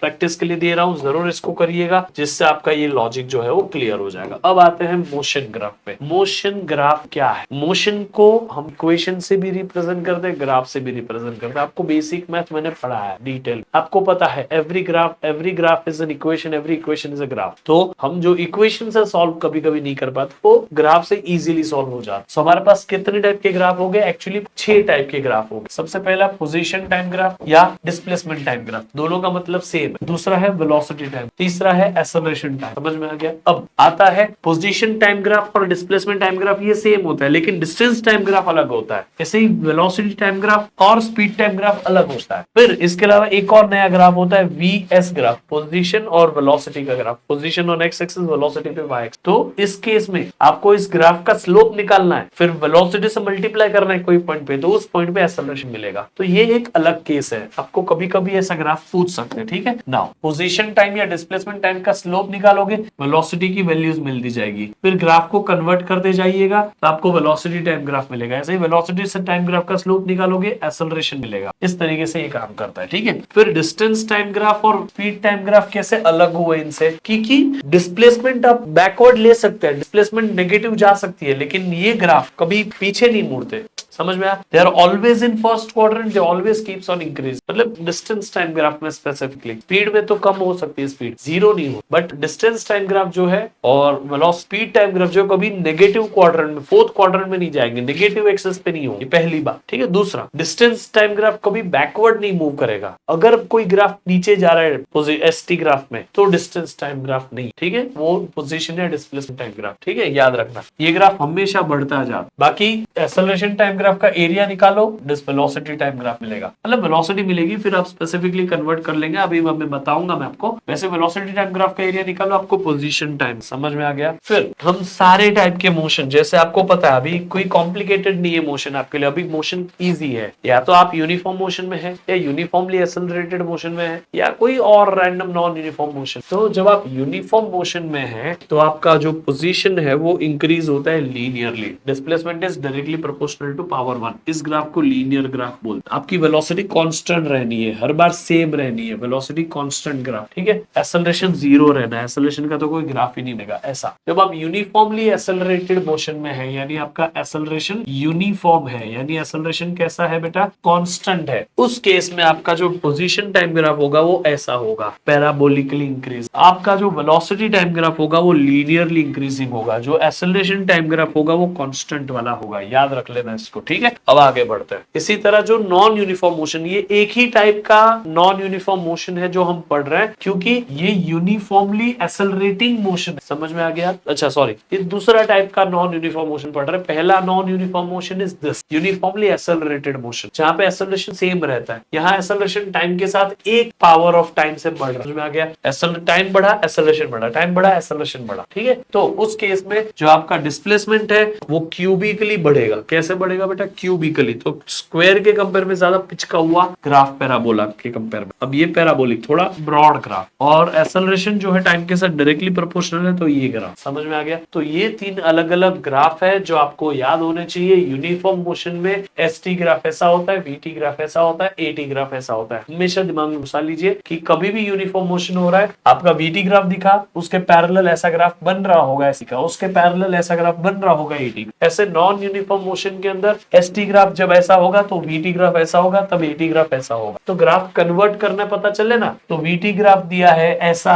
तो उसका जगह एसटी ग्राफ बनाना है तो ऐसा बनाइए। आपको वीटी ग्राफ ऐसा दिया है तो आप उसका एसटी ग्राफ ऐसा बनाइए। आपको वीटी ग्राफ ऐसा दिया है तो आप उसका एसटी ग्राफ ऐसा बनाइए। ऐसे ग्राफ कन्वर्ट किए जाते हैं। समझ में आ गया? ये नॉन यूनिफॉर्म मोशन में यूनिफॉर्मली एक्सेलरेटिंग मोशन जो आपको डिस्प्लेसमेंट क्यूबिक देगा, वेलोसिटी पैराबोलिक, एक्सेलरेशन लीनियर देगा। याद देगा। ठीक है, इसमें S is equal to V upon T वाला फॉर्मूला यूज करते थे। इसमें V, इस टाइप के मोशन में V is equal to U plus AT वाला फॉर्मूला यूज करते थे। इसमें V square is equal to U square plus 2AS वाला फॉर्मूला यूज करते थे, और इसमें S is equal to UT plus half AT square वाला फॉर्मूला हम यूज करते थे। ठीक है, इनमें तो फॉर्मूला एप्लीकेबल थे, इसमें हमारे पास कोई फॉर्मूला नहीं था, तो इसमें graphical method is the best method. समझ में आ गया? अब आपको ये तो पता चल गया। अब आपको कुछ और बेसिक बातें है जो पता होनी चाहिए, लेकिन उसके पहले मैं आपको ना ये बता देता हूँ, यहाँ पे ध्यान, ये मोशन एक ही मोशन हो रहा है, ठीक है, तो ये तीनों ग्राफ सेम ही चीज रिप्रेजेंट कर रहे हैं, वो ये तीनों ग्राफ सेम ही चीज रिप्रेजेंट कर रहे हैं, वो ये ऐसे। अब बेसिक बात है, distance time graph never return, हमेशा ऊपर ही बढ़ता है, कभी नीचे नहीं। अगर आप फॉरवर्ड मोशन में है तो आप आगे जा रहे हैं वेलोसिटी पॉजिटिव, पीछे जा रहे हैं वेलोसिटी नेगेटिव, याद रखें। फॉरवर्ड मोशन में हो तो ग्राफ आपका फर्स्ट क्वाड्रेंट में दिखेगा, बैकवर्ड मोशन में हो तो ग्राफ आपका फोर्थ क्वाड्रेंट यानी नेगेटिव ग्राफ दिखेगा। समझ में आ गया? एटी ग्राफ जो है वो डिसाइड करता है, अगर आप फर्स्ट क्वाड्रेंट में है यानी एक्सेलरेशन पॉजिटिव है या एक्सेलरेटिंग है तो आप वेलोसिटी बढ़ेगी आपकी, आप ग्राफ ऊपर जाएगा, ठीक है। अगर आपका एटी ग्राफ नेगेटिव है, ठीक है, यानी फोर्थ क्वाड्रेंट में है, डिसेलरेटिंग है, तो वेलोसिटी कम। इसके बारे में और भी बात बताऊंगा आपको, अभी डिटेल में बताऊंगा, डोंट वरी। दूसरी बात, displacement time graph returns, displacement time graph तभी ही नीचे जाता है जब आपका वीटी ग्राफ स्पीड कम होता है, यानी VT graph is negative, sorry speed कम नहीं होता, आपकी वेलोसिटी नेगेटिव है, यानी आप बैकवर्ड मोशन करोगे तो डिस्प्लेसमेंट को नीचे जाना पड़े। समझ में आ गया? तो जब भी आप बैकवर्ड मोशन करोगे वीटी ग्राफ नेगेटिव होगा, तब डिस्प्लेसमेंट टाइम ग्राफ ऊपर से ऐसा नीचे घूम। समझ में आ गया? फिर इन ग्राफ को हम लीनियर ग्राफ बोलते हैं, ये लीनियरली इंक्रीजिंग, लीनियरली डिक्रीजिंग। ये नॉन लीनियर ग्राफ है, non linearly increasing, non linearly decreasing. ऐसे ग्राफ जो स्ट्रेट लाइन नहीं उनको नॉन लीनियर बोलते हैं। ये आई होप आपके दिमाग में घुस गया होगा अभी तक, ठीक है ना। अब देखो, जब आप फॉरवर्ड मोशन कर रहे हो तो आपका फॉरवर्ड मोशन है तो ग्राफ ऐसा होगा फर्स्ट क्वार्टर, ठीक। अब बैकवर्ड मोशन कर रहे हो तो ग्राफ फोर्थ क्वार्टर, लेकिन फॉरवर्ड मोशन में स्पीड बढ़ रही है, स्पीड इज इंक्रीजिंग, तो ऐसा ग्राफ। बैकवर्ड मोशन में स्पीड इज इंक्रीजिंग, तो ऐसा ग्राफ। ग्राफ ओरिजिन से स्टार्ट होता है बेटा, इसलिए मैंने ये एरो दिया है जान आपको कि कहां जा रहा है। एक्चुअल ग्राफ आप बनाओगे तब एरो बनाने की जरूरत नहीं हो, सिर्फ बता रहा हूं कि ग्राफ ऐसे बना है, ग्राफ ऐसे जा रहा है, ग्राफ ऐसे फ्लो कर रहा है, ग्राफ का फ्लो, ठीक है। स्पीड बढ़ रही है, आगे जा रहे हो, स्पीड बढ़ रही है, आगे जा रहे हो, नॉन लीनियर। स्पीड बढ़ रही है, बैकवर्ड मोशन कर रहे हो, ऐसा। समझ में आ गया? स्पीड घट रही है नॉन लीनियरली, स्पीड घट रही है नॉन लीनियरली, तो आपका यही ग्राफ ऐसा होगा। स्पीड घट रही है लेकिन आप मोशन तो फॉरवर्ड कर रहे हो ना, जा तो आगे रहे हो, यानी फर्स्ट क्वाड्रेंट समय के साथ स्पीड नॉन लीनियरली कम हो रही है, तो ऐसा ग्राफ। ये देख रहे हो, ये जो आपको दिख रहा है वो यहां से देख रहे हैं। स्पीड बढ़ना मतलब ग्राफ धीरे धीरे वेलोसिटी के पैरेलल हो जाना, स्पीड कम होना यानी ग्राफ धीरे धीरे टाइम के पैरेलल हो जाए। दिमाग में मिसाल, फिर स्पीड कम हो रही है लेकिन बैकवर्ड मोशन है, तो स्पीड कम होने वाला टाइम के पैरेलल बना। जब भी कोई चीज टाइम के पैरेलल होती है तो टाइम बढ़ रहा है, चीज नहीं बढ़ रही है वो, लेकिन वो चीज दूसरे डिस्प्लेसमेंट वेलोसिटी के पैरेलल ग्राफ बनेगा, तो डिस्प्लेसमेंट वेलोसिटी बढ़ रही है, टाइम कम बढ़ रहा है। समझ में आ गया? इस चीज को याद रख। अब इसको थोड़ा और डिटेल, अगर एटी ग्राफ पॉजिटिव है तो दो टाइप के केसेस बनते हैं, दो टाइप के मोशन पॉसिबल है। एक यूनिक फॉरवर्ड मोशन, ठीक है, forward motion with speed increasing, एक backward motion with speed increase. Acceleration positive है यानी स्पीड बढ़ेगी, स्पीड बढ़ेगी तो दोनों केसेस में एक्सेलरेटिंग मोशन ही होगा, यानी स्पीड बढ़ने वाला मोशन होगा। लेकिन आप फॉरवर्ड भी जा सकते हो, बैकवर्ड भी जा सकते हो। फॉरवर्ड तो वेलोसिटी पॉजिटिव क्वाड्रेंट में, बैकवर्ड तो वेलोसिटी नेगेटिव क्वाड्रेंट में। अगर ये फॉरवर्ड है तो वेलोसिटी पॉजिटिव है तो डिस्प्लेसमेंट भी पॉजिटिव, वेलोसिटी नेगेटिव तो डिस्प्लेसमेंट भी नेगेटिव। समझ में आ गया? अब वेलोसिटी नेगेटिव है तो स्पीड कम होगी, स्पीड कम होगी तो आप आगे जाते जाते भी स्पीड कम कर सकते हैं, पीछे जाते जाते भी स्पीड कम कर सकते हैं। तो फॉरवर्ड मोशन में स्पीड कम होना, लीनियर ग्राफ ऐसा बनेगा। बैकवर्ड मोशन में स्पीड कम होना, लीनियर ग्राफ ऐसा बनेगा। देखो, आपको लगेगा सर ऐसा कैसा ग्राफ है, ये देखो जीरो के तरफ जा रहा है, वेलोसिटी पहले ज्यादा है, फिर कम, फिर कम, फिर कम, फिर कम, फिर कम, और ये वेलोसिटी कम होती जा रही है। समझ में आया? फिर इस केस में डिस्प्लेसमेंट ग्राफ ऐसा बनेगा जो डिस्प्लेसमेंट टाइम के पैरेलल बन जाएगा, डिस्प्लेसमेंट ग्राफ ऐसा बनेगा जो ऐसा पैरेलल बन जाएगा। समझ में आया? तो ये एक बहुत बढ़िया एक्सप्लेनेशन है बेटा, आपको ये याद रखना चाहिए कि एक्सेलरेशन पॉजिटिव है तो दो केसेस है, फॉरवर्ड और बैकवर्ड मोशन। एक्सेलरेशन नेगेटिव है तो दो केसेस है, फॉरवर्ड और बैकवर्ड। तो ये तरीके से आपको दिमाग में सामने, ठीक है ना। ये आपके लिए कुछ एक्स्ट्रा ग्राफ है, ऐसे ही आपके लिए यहाँ पे भी कुछ एक्स्ट्रा ग्राफ है। आपको ये शायद मतलब नथिंग डिफरेंट, बट आपको अलग अलग तरीके से बता रहे कि रेस्ट पे हो तो ग्राफ ऐसा है एटी का, यूनिफॉर्म मोशन में हो तो ऐसा, यूनिफॉर्म मोशन नेगेटिव में हो तो ऐसा। तो it is just same thing representing different different cases for you, जो so that you do not get confuse. कोई भी ऐसा केस ना हो जो आपके सिलेबस में हो और यहाँ पे स्किप हो गया। Now this is the question, ये क्वेश्चन है। इस क्वेश्चन को मैं थोड़ा बहुत आपके लिए कर चुका हूँ, अच्छे से इसको रीड करिएगा, you will be able to do this. आप कर लोगे इसको, ठीक है। फिर ये क्वेश्चन भी है, उसी के बेस्ड यहाँ पे ऑप्शंस है, आप आराम से कर लोगे बेटा, उसमें कुछ बड़ी बात नहीं है। मैं आपको एक दो चीजें बता देता हूँ, जैसे इन ग्राफ के एरिया के बारे में बता देता हूँ, ठीक है।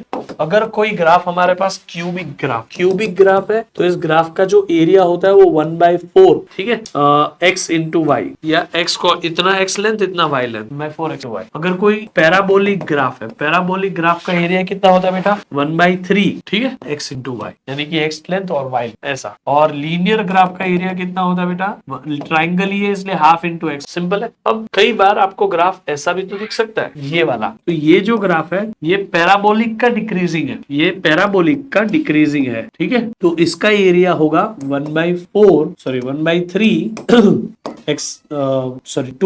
x इंटू वाई, टाइम के पैरेलल वाला 2/3x, ये भी वही है, ये भी 2/3 तो आपको मैंने एरिया की वैल्यूज भी बता दी, ठीक है। जैसे यहाँ पे देखो, इसका एरिया का formula x into y, rectangle है, ये ट्राइंगल है, half into x into y, ये पैराबोला है तो ऐसा पैराबोला है, ठीक है, देख लो। टाइम के पैरेलल नहीं है इसलिए ये area 1/3 into x into Y, इसका area 1/3 into x into Y, इसका area 1/4 into 2/3 into x into Y, इसका area 2/3 into x into Y, समझ में आ गया। इसी तरीके से इसका area half into x into Y, इसका area half into x into Y, इसका area half into x into Y, इसका area X into Y. So rectangle है या ट्राइंगल है वो इजी है, बस इसमें याद रखना ये एरिया जो है जहां पे आपका ग्राफ टाइम के पैरेलल नहीं है तो 1/3 इंटू एक्स, इसमें टाइम के पैरेलल नहीं है, टाइम इधर जा रहा है, हम पैरेलल टू एस जा रहे हैं, तो ये area 1/3 into x into y, इसमें भी 1/3 इंटू एक्स इंटू वाई, इसमें ये जो एरिया है जहां आप टाइम के पैरेलल जा रहे हो तो 2/3 करिए, ये 1/3 है तो इतना पार्ट कितना बचेगा बेटा 2/3, तो वही है यहाँ, समझ में आ गया।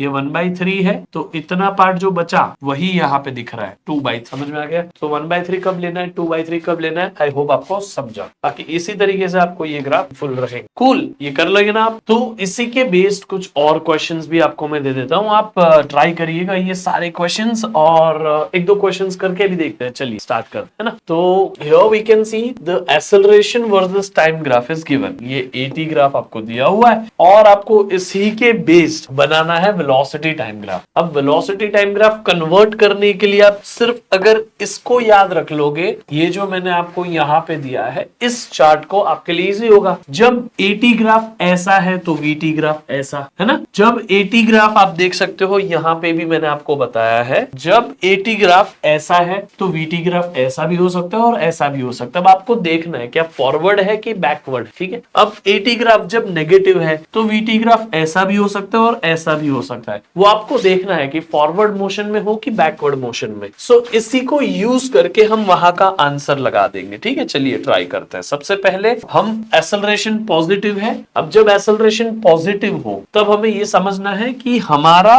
वीटी ग्राफ जो है वो ऑब्वियसली इंक्रीजिंग होगा, 0 से 2 सेकंड तक एक्सेलरेशन पॉजिटिव है तो वीटी ग्राफ होगा ऐसा लीनियरली इंक्रीजिंग ग्राफ, ठीक है। फिर 2 सेकंड से 4 सेकंड तक के बीच में एक्सेलरेशन इज 0, यानी वेलोसिटी इज नॉट, वेलोसिटी जो है वो बदलने नहीं वाली, तो आपका ग्राफ 2 सेकंड से 4 सेकंड के बीच में ऐसा आएगा। उसके बाद में 4 सेकंड से 6 सेकंड के बीच में आप देखो acceleration is negative, acceleration negative है। अब आप फॉरवर्ड मोशन कर रहे हो, बैकवर्ड मोशन कर रहे हो, वो जब तक आप यहां से क्लियर नहीं समझता तो आप अभी के लिए पॉजिटिव वेलोसिटी पे है। जब आप पॉजिटिव वेलोसिटी पे है तो अचानक से तो पीछे नहीं चले जाओगे, है ना। तो आपको यहां से इस ग्राफ को नीचे लेके जाना है, क्योंकि नेगेटिव एक्सेलरेशन है, इसका एरिया -6 आ रहा है, तो +4 से लेके -6 यानी +4 से +2, +2 से 0, 0 से -2 आप देखोगे तो ये -6 जाने जैसा हुआ, तो अल्टीमेटली हम यहाँ पे पहुंच। समझ में आ गया ये ग्राफ कैसा हुआ। तो इस तरीके से अब आपको ये जो वैल्यूज है 2, 4 ये कैसे निकालनी है, एरिया अंडर ग्राफ। एक्सेलरेशन जब पॉजिटिव है तो एरिया 4 आ रहा है, यानी आप 4 तक गए। फिर यहाँ तो एरिया है ही नहीं, यानी आप सीधा सीधा रहे। फिर यहाँ पे एरिया आ रहा है -6, तो 4 से -6 यानी -2 तक। समझ में आ गया। सो इस तरीके से आप ग्राफ को कन्वर्ट कर सकते हैं। फिर और कुछ भी क्वेश्चंस आपके लिए छोड़ रहा हूँ, आप जरूर करिएगा। सिमिलर टाइप ऑफ एक और क्वेश्चन है,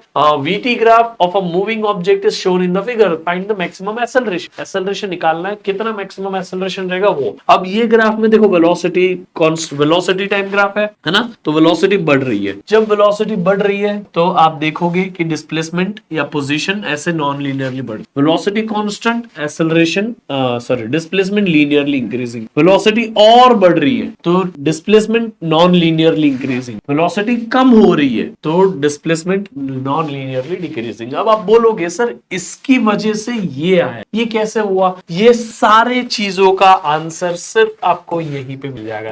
आप देख, जब डिस्प्लेसमेंट आपका ऐसा चाहिए या ऐसा चाहिए, किस तरीके से आपको वो चाहिए, उसके हिसाब से वीटी ग्राफ देखो। क्या वहां पे वीटी ग्राफ ऐसा था तो डिस्प्लेसमेंट टाइम ऐसा आएगा कि नहीं? समझ में आ गया? क्या वहां पे वीटी ग्राफ ऐसा था तो डिस्प्लेसमेंट टाइम ऐसा आएगा ना? तो बस इधर से वीटी देखा, उसका डिस्प्लेसमेंट कैसा है, वीटी ऐसा है तो डिस्प्लेसमेंट ऐसा है, उसी को सब्स्टिट्यूट किया मैंने यहाँ पे। इस चार्ट को बाजू में रख के इसको जब आप सॉल्व करोगे तो आपको समझेगा। अब अगर ये ग्राफ नेगेटिव जाता तो आपको बैकवर्ड मोशन कर रहे हो, क्योंकि वेलोसिटी नेगेटिव हो गई, यानी आप पीछे जा रहे हो। पीछे जा रहे हो तो पोजीशन टाइम या डिस्प्लेसमेंट टाइम ग्राफ ऐसा नीचे जाता, ठीक है, मतलब आप वापस नीचे जा रहे हो। अब अगर ये डिस्टेंस टाइम ग्राफ बनाने बोलते तो ये ग्राफ ऐसा नीचे ना जाके ऊपर जाता, इन दोनों का मिरर इमेज। आप ध्यान से समझ लेना मेरी बात को। अगर ये ग्राफ नेगेटिव रीजन में जाता, यानी आप बैकवर्ड मोशन करते, तो डिस्प्लेसमेंट टाइम ऐसा जाता और डिस्टेंस टाइम उसी का मिरर इमेज बना के ऐसा जाता। तो डिस्टेंस टाइम ग्राफ हमेशा ऊपर बढ़ेगा, डिस्प्लेसमेंट टाइम ग्राफ ऐसा नीचे बढ़ेगा, ये याद रख लेना, ठीक है। वो वेरिएशन है, बाकी उसका ही सेम एक्सेलरेशन टाइम ग्राफ मैंने बनाया। वेलोसिटी लीनियरली बढ़ रही है, acceleration positive, velocity constant, acceleration zero, velocity और लीनियरली बढ़ रही है,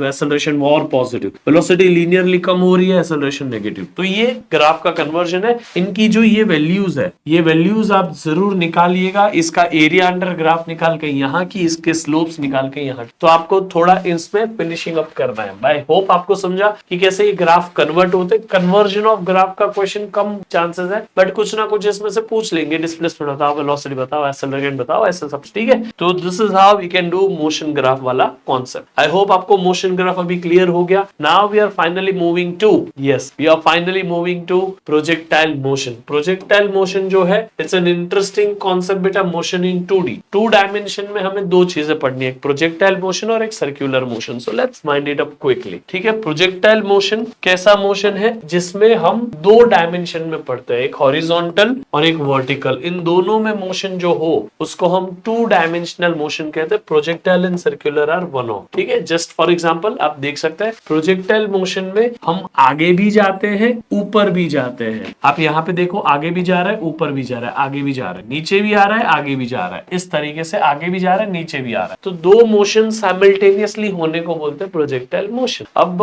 हमें ना एक्चुअली में 2 डायमेंशनल मोशन पढ़ने को नहीं आता। ट्रूली मैं आपको कह रहा हूं, हमें पता ही नहीं कि प्रोजेक्टाइल कैसे सॉल्व होता है। हमें सिर्फ ये पता है लीनियर मोशन कैसे सॉल्व होता है। तो हम इस प्रोजेक्टाइल मोशन को 2 हिस्सों में पढ़ते हैं। हॉरिजॉन्टल मोशन, इस बॉल का आगे जाने वाला मोशन, और इस बॉल का ऊपर जाके नीचे आने वाला मोशन। समझ में आ गया? So we break down projectile motion into 2 part और हम उसको सिंप्लीफाई करके फिर आगे, ठीक है। Now let's go ahead. अब हम बढ़ते हैं यहाँ पे। प्रोजेक्टाइल कितने टाइप का होता है? तो projectile horizontal, horizontal projectile height से हाइट तक, हाइट से ग्राउंड, सॉरी ग्राउंड से ग्राउंड, हाइट से हाइट, ऐसा। फिर ऑब्लिक में ground to ground, height to ground, ये सब टाइप ऑफ प्रोजेक्टाइल है। बाकी इतना कुछ नहीं है, हर किसी में क्या एप्लीकेशन है, क्या फॉर्मूला लगेंगे, सब चीज आपको बता दो, ठीक है। अब प्रोजेक्टाइल मोशन के वक्त आपको सिर्फ 2 ही चीजें दी होती है। सबसे पहला initial velocity, that is what we call it as velocity of projection. अब दूसरा, आप इस वेलोसिटी को तोड़ देते हैं, ठीक है, तो आपको ux और uy मिल जाता है, u cos थीटा या u sin थीटा भी आप बोल सकते हैं। फिर आपको दूसरी चीज जो दी होगी वो हमेशा ये एंगल होगी। तो सिर्फ आपको 2 चीजें प्रोवाइडेड होती है, initial velocity that is velocity of projection, और दूसरा है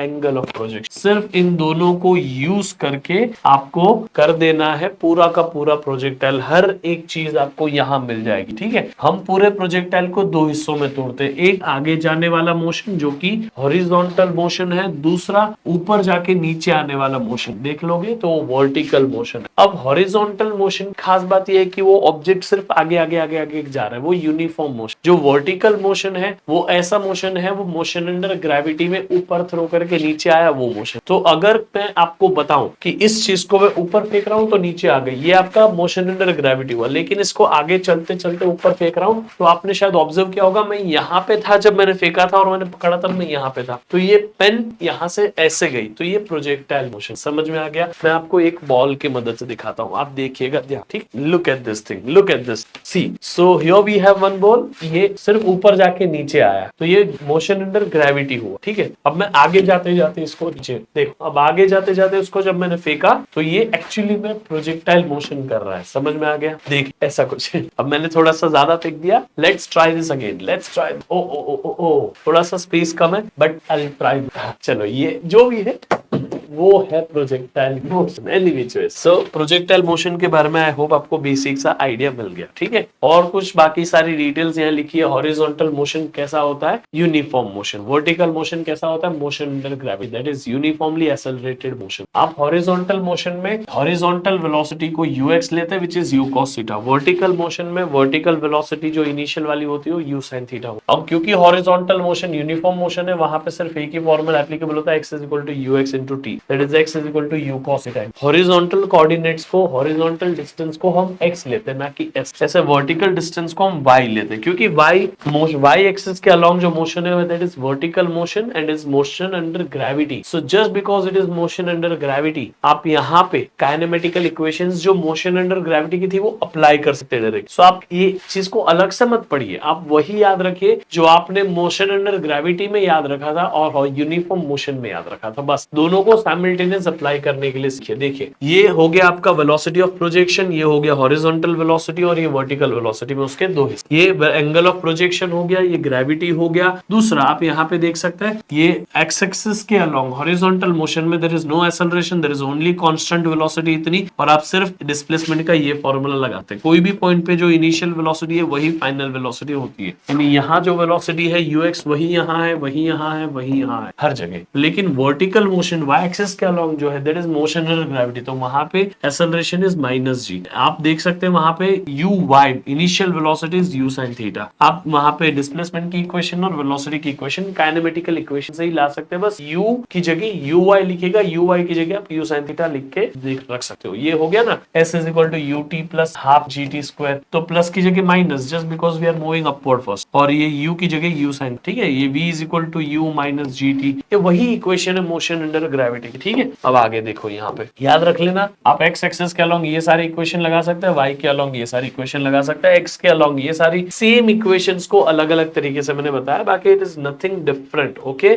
अब आप डायरेक्ट फॉर्मूलाज पे आते हैं। फॉर्मूला हम डिराइव नहीं कर रहे, हम डायरेक्टली इन फॉर्मूला को याद रखते हैं। फॉर्मूला के जनरल वर्जन्स में आपको समझा दूंगा ताकि कोई भी टाइप का प्रोजेक्टाइल है आपको इजी पड़े, ठीक है। सबसे पहले ये वेलोसिटी ऑफ प्रोजेक्शन, ये उसका ux कंपोनेंट, ये उसका uy component, u cos theta, ये u sin थीटा। फिर ये हो गया हमारा ट्रेजेक्टरी, ये हो गया मैक्सिमम हाइट, ये हो गया रेंज, ठीक है, हॉरिजॉन्टल रेंज। अब आपको यहां से यहां चढ़ने का टाइम लगता है, ये हो गया टाइम ऑफ असेंट। यहां से उतरने का टाइम लगता है टाइम ऑफ डिसेंट। पूरा जो टाइम होता है वो हो गया टाइम ऑफ फ्लाइट। तो टाइम ऑफ असेंट और टाइम ऑफ डिसेंट इक्वल होते हैं horizontal ground to ground projectile में, जिसका वैल्यू uy अपॉन ay लिखने की आदत रखो। एक्सेलरेशन अलोंग y एक्सिस कितना है? ग्रेविटी माइनस g, मैंने आपको यहाँ पे दिखाया, देखो acceleration along y axis is minus g, acceleration along x axis is 0, initial velocity along x axis is u cos theta, initial velocity along y axis is u sin theta. कोई भी projectile में सिर्फ आप इतनी terms लिखना सीखो, आप हर projectile solve कर लो, ठीक है। अब आप ध्यान, ये टाइम पीरियड जो होता है इसका डबल हो गया तो 2uy upon ay, 2uy upon ay, uy is u sin theta, ay is g, है ना। तो आपने बस वो वैल्यूज रख दी। टाइम पीरियड में माइनस साइन रखे कोई मतलब नहीं, इसलिए नहीं रखा, ठीक है। रेंज का फॉर्मूला क्या है? u square sin 2 theta upon g, या रेंज को हम x इंटू टाइम पीरियड भी लिख सकते हैं, sorry time period into ux भी लिख सकते हैं, ठीक है। या आप 2ux uy अपॉन g भी लिख। हाइट क्या हो गया? u square sin square theta upon 2g। इसी हाइट के फॉर्मूला को मैं आपको और जेनरिक फॉर्मूला बना के देता हूं, uy स्क्वायर अपॉन 2ay। आप जरूरत पड़े तब हाइट का ये वाला फॉर्मूला यूज कर सकते हैं। देखो ये और ये सेम ही तो है, g is nothing but acceleration along y, u sin theta is uy only, बस तो इसी में से ये बना है, ठीक है। इसका काम क्या है? आपको अलग अलग प्रोजेक्टाइल में ज्यादा सोचना नहीं पड़ेगा, केसेस बदल जाएंगे, लेकिन इनकी मदद से आप उसमें भी ये हाइट का फॉर्मूला अप्लाई कर सकते हो, समझा कि नहीं। फिर ये हो गया आपका equation of trajectory, x tan theta 1 minus x by r। ये ज्यादा यूज होगा आपको रेंज के टर्म्स में, ये है इक्वेशन ऑफ ट्रेजेक्टरी, ये normal formula equation of trajectory का, ठीक है। बाकी आपको यहाँ पे देखो मैं कुछ क्वेश्चंस के थ्रू भी बता सकता हूँ, लेकिन ये जनरल केसेस। जब r is equal to h होता है, रेंज और हाइट जब इक्वल होता है, तब मतलब याद रखिएगा एंगल जो है tan इनवर्स ऑफ 4 या 76 डिग्री होता है, और जब थीटा 45 डिग्री होता है तो रेंज जो होती है वो 4 टाइम्स ऑफ हाइट होती है, यानी हाइट के कंपेयर में एक ये हाइट जितनी है ना उतना 1 2 3 4 ऐसे 4 गुना हाइट हो गई रेंज के कम। तो ये स्पेशल केसेस है, आपको कभी कभी काम आते हैं, नीट में पूछे गए ऐसे केस। अच्छा, फिर आप याद रख लेना time period and height depends only on vertical component of speed u y, ठीक है, इस चीज को मत भूलिएगा। Time period and height, maximum height attained is directly proportional to u y, इस चीज को मत भूलना, ये बहुत बार आपको काम आएगा, कई सारे क्वेश्चंस आपके हो जाएंगे, ठीक है। तो यहाँ पे देखो लिखा है two projectiles are thrown with different directions have the equal times of flight, then their initial velocity speeds are same, then their maximum height is also same. Time period same तो हाइट भी same, समझ में आ गया, height same है तो time period भी same है, बस वही बताने की कोशिश कर रहे हैं आप, ठीक है। और इनका यू वाई भी सेम है, सिंपल बात है, time period same, height same, u y भी सेम, तो ये बात है यहाँ पे लिखी हुई है, कई बार आपको काम काइनेटिक एनर्जी इसके बारे में कभी कभी काम आ जाता है। तो काइनेटिक एनर्जी जो है वो आप सिर्फ हॉरिजॉन्टल वेलोसिटी को यूज करके निकालते हो, स्पीड के अंदर सिर्फ आपको क्या डालना है, यू कॉस थीटा डाल के आपको कर देना है, ठीक है। तो हाफ का हाफ, मास का मास, स्पीड की जगह यू कॉस थीटा, समझ में आ गया, और उसका स्क्वायर कर दिया, तो आपको के ये जो हाफ एम यू स्क्वायर हो जाएगा ना वो हो गया के नॉट। अब ठीक है, आपको कॉस स्क्वायर थीटा जो है वो यहाँ पे अलग से लिख लिया। इनिशियल काइनेटिक एनर्जी जो होगी वो ये होगी, क्योंकि इनिशियल काइनेटिक एनर्जी में हाफ एम यू स्क्वायर, फिर कोई भी पॉइंट पे आप काइनेटिक एनर्जी बताओ तो काइनेटिक एनर्जी के नॉट स्क्वायर, के नॉट कॉस स्क्वायर थीटा होगी, ये काइनेटिक एनर्जी इनिशियल का कॉस स्क्वायर थीटा से वेरिएशन होगा, याद रख लेना, ठीक है। तो इस चीज को मत भूलना। अब नेक्स्ट इज प्रोजेक्टाइल मोशन, जो हॉरिजॉन्टल प्रोजेक्टाइल है, ठीक है। हॉरिजॉन्टल प्रोजेक्टाइल मोशन में आप ये सारे इक्वेशंस लगा सकते हो। यहाँ पे आपको देखो मैंने वेलोसिटी एट एनी पॉइंट निकालने का दिखाया। वेलोसिटी एट एनी पॉइंट में vx और vy निकालना होता है इंडिविजुअली। vx क्या होता है, vx is always equal to ux, कभी भी अलग नहीं पाई। और vy क्या होता है, vy को आप निकालिए uy माइनस gt के फॉर्मूला से, फिर दोनों को स्क्वायर रूट करके ऐड कर दीजिए, मतलब स्क्वायर करके ऐड कर दीजिए, फिर स्क्वायर रूट ले लीजिए, तो आपको वहां पे फाइनल वेलोसिटी कोई भी पॉइंट पे मिल जाए। अब आप वो फाइनल वेलोसिटी का फॉर्मूला डायरेक्टली ये भी यूज कर सकते हो चाहो तो, और उस एंगल को निकालने के लिए vy अपॉन vx निकाल के tan थीटा भी निकाल, ठीक है। ये इक्वेशन ऑफ ट्रैजेक्टरी तो आपको अभी पता, ठीक है। Now let's go for the next. Time of flight के लिए ये सब मैं आपको बता चुका हूँ, हॉरिजॉन्टल रेंज के लिए भी बता चुका हूँ। हॉरिजॉन्टल प्रोजेक्टाइल यानी ऐसा वाला, आप यहाँ पे देख सकते हो किसी हाइट से आपने हॉरिजॉन्टल उसको थ्रो किया है, तो अब ये जाके ऐसे गिरा है, तो उस केस में vy की वैल्यू √2gh, ये आपको ना वेलोसिटी ऑफ इफ्लक्स की जगह पे भी ऐसी आती है जब आप फ्लूइड पढ़ते हो। फिर आपको यहाँ पे हाइट का फॉर्मूला ये यूज कर सकते हो, टाइम ऑफ फ्लाइट का फॉर्मूला ये यूज कर सकते हो, रेंज का फॉर्मूला ये यूज कर सकते हो, ये कुछ अलग नहीं है। हमने सिर्फ काइनेमेटिकल इक्वेशन में uy को जीरो कर दिया, और आपने uy को जीरो करके सारी काइनेमेटिकल इक्वेशन बना, ठीक है। और उसके बाद में ux की जो इक्वेशन थी उसको यूज करके नया रेंज, नया हाइट, ये सब बनाया, और कुछ अलग नहीं, ठीक है। Now let's go for the next. और दूसरा ये टाइप का प्रोजेक्टाइल जहां पे आप किसी हाइट से उसको ऐसे प्रोजेक्टाइल मोशन दे रहे हो, तो उसके लिए भी हमने वही काइनेमेटिकल इक्वेशन को रिफॉर्म किया, और आप यहाँ पे देखो uy minus u sin theta, ux u cos theta, same ही तो चीज है, कहाँ अलग है। फिर x का फॉर्मूला निकाला, फिर आपने सारे के सारे काइनेमेटिकल इक्वेशन को यूज करके बाकी सारी चीजें निकाली। वेलोसिटी कोई भी पॉइंट पे निकालनी है तो ये सेम चीज को अलग अलग के यूज केसेस में आपने डिवाइड किया है, ठीक है। आप यहाँ से नीचे आप हाइट से किसी चीज को ऐसे भी फेंक सकते हो, किसी चीज को ऐसे भी फेंक सकते हो, किसी चीज को ऐसे भी फेंक सकते हो, तीनों के तीनों केसेस यहाँ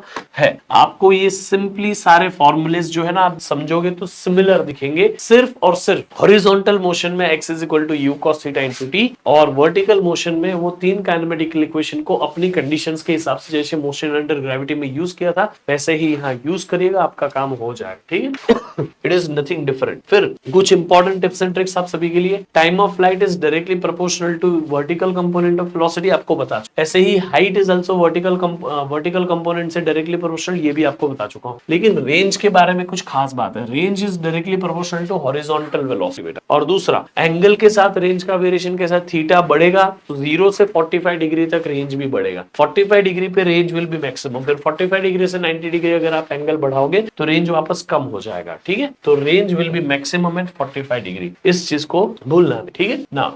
ये एक स्पेशल केस है, कई बार एग्जाम में आपको पूछ लिया जाए, तो range is equal to t1 t2 times g/2, कब, जब आपने दो प्रोजेक्टाइल्स को सेम वेलोसिटी से थ्रो किया हो, एक को एंगल एंगल θ1 से, दूसरे को एंगल θ2 से, ताकि दोनों सेम जगह पे आए। मैं बोल सकता हूँ कि ये दोनों एंगल कॉम्प्लीमेंट्री भी हो सकते हैं, दोनों की रेंज सेम है, दोनों की इनिशियल वेलोसिटी सेम है, बस दोनों का एंगल डिफरेंट, इसलिए टाइम ऑफ फ्लाइट डिफरेंट। तो उसके लिए रेंज निकालने का फॉर्मूला डायरेक्टली आपको दे रहा हूं, आपको शायद कभी काम आ जाए स्पेसिफिक केस। फिर ऑब्लिक प्रोजेक्टाइल यानी प्रोजेक्टाइल ऑन इंक्लाइन प्लेन आपको ऐसे सिलेबस में है नहीं, बट देखो ये फॉर्मूला 2uy अपॉन ay आपने देखा था अभी प्रोजेक्टाइल में जनरल फॉर्मूला, तो आप इस ऑब्लिक प्रोजेक्टाइल मोशन में ux uy ax ay निकाल लो और टाइम ऑफ फ्लाइट के फॉर्मूला में वही ux को सब्स्टिट्यूट करो, ay को सब्स्टिट्यूट करो, आपका फॉर्मूला मिल गया तो ये सही है। सिर्फ एक छोटा सा यहाँ पे 2uy नॉट ux, ठीक है। So here it will B uy 2u sin theta upon gn, तो 2uy अपॉन ay ये यूज करिएगा। रेंज में ux into time period, height maximum निकालने के लिए uy स्क्वायर अपॉन 2ay, यही जनरल फॉर्मूला जो मैंने आपको वहां दिखाया था वो एग्जैक्टली यहाँ यूज कर सकते हैं by substituting this value. Normal projectile में horizontal motion was uniform and vertical motion was gravity. अब यहाँ इंक्लाइन प्लेन पे both the motions are motion under gravity where gravity का component is not exactly gravity. तो यहाँ पे vertical motion और horizontal motion दोनों में ग्रेविटी का एक कंपोनेंट काम कर रहा है, मतलब बोथ आर एक्सेलरेटेड मोशन। समझ में आ गया? तो दोनों में काइनेमेटिकल इक्वेशंस अप्लाई होती है, दोनों मोशंस में काइनेमेटिकल इक्वेशन अप्लाई करके हम ये सॉल्व कर सकते हैं, ठीक है। तो आई होप आपको प्रोजेक्टाइल मोशन वाला पार्ट समझा। There are lots of questions over here, डीसी पढ़ने के कई सारे क्वेश्चंस है, ये सारे ग्राफ वाले क्वेश्चन जरूर करिएगा, आपके लिए बहुत काम आएंगे। ये आपको सिंपली कंपैरिजन करना है, आपको equation of trajectories you will be able to do this, ठीक है। बाकी रिलेटिव प्रोजेक्टाइल आना नहीं चाहिए आपको, क्योंकि सिलेबस में क्लियरली मेंशन नहीं है। So in case if you need, आपको यहाँ पे मैंने थोड़ा बहुत दे दिया है कौन, ठीक है। आप इसको एक बार देख लीजिएगा, मुझे नहीं लगता कि रिलेटिव प्रोजेक्टाइल आपको पूछना चाहिए, ठीक है। So now let's jump to relative motion. Relative motion क्या है? रिलेटिव मोशन ऐसा मोशन है जहां पे हम दो मोशन को एक दूसरे की फ्रेम ऑफ रेफरेंस में देख, जब दो चीजें मूव कर रही हो तो एक मूविंग चीज दूसरी मूविंग चीज को अपने फ्रेम ऑफ रेफरेंस देख, ताकि जब भी आप जिस भी पॉइंट ऑफ ऑब्जर्वर बन जाते हो, जो भी ऑब्जर्वर होता है वो हमेशा रेस्ट पे होता है। तो दो मूविंग चीज है, ये मूव कर रही है और ये उसको देख रहा है, तो ये रेस्ट पे माना जाता है। आप कार में बैठे हो, बाजू वाली कार को देख रहे हो, तो आप अपने आप को रेस्ट में कंसीडर करके उस कार का मोशन देखते हो, लेकिन बाहर वाले के लिए आप दोनों मूविंग हो, लेकिन आपके लिए वो मूविंग है, आप रेस्ट पे हो, तब मोशन जो देखते हैं तो उसको बोलते हैं हम रिलेटिव मोशन, ठीक है। रिलेटिव मोशन में जब हम दोनों आगे जाते हैं तो रिलेटिव वेलोसिटी सबट्रैक्ट हो जाती है, v2 माइनस v1 कर लेते हैं, v2 velocity of second with respect to first, तो v2 माइनस v1 ऐसा। फिर जब दो एक दूसरे के अपोजिट आते हैं तो वेलोसिटी ऐड हो जाती है, ठीक है। तो सिंपली ऐड क्यों हो जाती है? क्योंकि दो ट्रेन आमने सामने से आती है, आपको दोनों फास्ट लगती है, बस इसी का लॉजिक है ये। बाकी मैं आपको उसके हर एक यूज केस से समझाता हूँ। आप रिलेटिव मोशन में भी काइनेमेटिकल इक्वेशंस अप्लाई कर सकते हो, वो काइनेमेटिकल इक्वेशन में हर एक टर्म आपको रिलेटिव वाली डालनी पड़ेगी। तो this are the kinematical equations जहाँ पे रिलेटिव टर्म्स डाल दीजिए, relative velocity, relative initial velocity, और आप आंसर निकाल सकते हैं, रिलेटिव एक्सेलरेशन और इस। बट मैं अभी भी कह रहा हूँ ये सारा का सारा पार्ट मुझे नहीं लगता कि आपको नीट के सिलेबस में पूछना चाहिए। स्टिल मैंने थोड़ा आपको लेवल रेज करने के लिए दिखा दे रहा हूँ कि ये होता है, आपके पास होना चाहिए पढ़ने के लिए। तो ये पीडीएफ नोट्स आपको जब मिलेगी तो आपके पास होगा ये मटेरियल रिवाइज करने के लिए, बट इसके बेस्ड क्वेश्चन आना बहुत डिफिकल्ट है। Questions will be based on this things, like let's say river boat problem, river man problem, इन सब के ऊपर। तो रिवर मैन प्रॉब्लम हो या रिवर बोट प्रॉब्लम हो, it is one in the same thing. River boat, rain man, इन दोनों के बेस मुझे लगता है ज्यादा क्वेश्चन पूछ, ठीक है। तो velocity of river with respect to this ground, velocity of man with respect to river, ये दो वेलोसिटीज हैं, ठीक है। अब आपको velocity of river with respect to ground, velocity of man with respect to river, velocity of man with respect to river, velocity of man in still water, velocity of swimming speed, ये सारी चीजों का मतलब same ही होता है। सो ये सब एक ही टर्म है, बस अलग अलग तरीके से लिखी गई है। अब दूसरा, velocity of man with respect to ground, velocity of man with respect to ground, ठीक है। अब बाकी आपको लिखना क्या है? तो velocity of river with respect to ground या man with respect to river, velocity of man with respect to river is velocity of man minus velocity of river. ऐसे याद रखना, ये फर्स्ट लेटर पहले, सेकंड लेटर बाद में। इसी तरह से आप ये फॉर्मूला भी बना सकते हो, इसी को रीअरेंज करके वो बनाया, और कुछ नहीं, ठीक है। आप यहाँ पे देखेंगे तो उसके डाउनस्ट्रीम और अपस्ट्रीम, डाउनस्ट्रीम यानी आपका रिवर जहां जा रहा है वहीं पे आप फ्लो कर रहे हो आगे, तो velocity of the man with respect to ground और velocity of river with respect to ground दोनों सिंपली ऐड हो जाती है, क्योंकि आप दोनों साथ में जा रहे हो, ऐड हो जाएगी वेलोसिटी। टाइम जो होगा वो आप यहाँ पे इस फॉर्मूला से निकाल सकते हो। सिमिलर बेसिस पे आपको अपस्ट्रीम यानी आप रिवर ऐसे जा रही है, आप उसके अगेंस्ट में जा रहे हो, ठीक है, तो डिस्टेंस कितना ट्रैवल करोगे और इन सबके फॉर्मूला तो यहाँ पे दिए हुए, लेकिन वेलोसिटी जो है man with respect to river और velocity of river with respect to ground, ये दोनों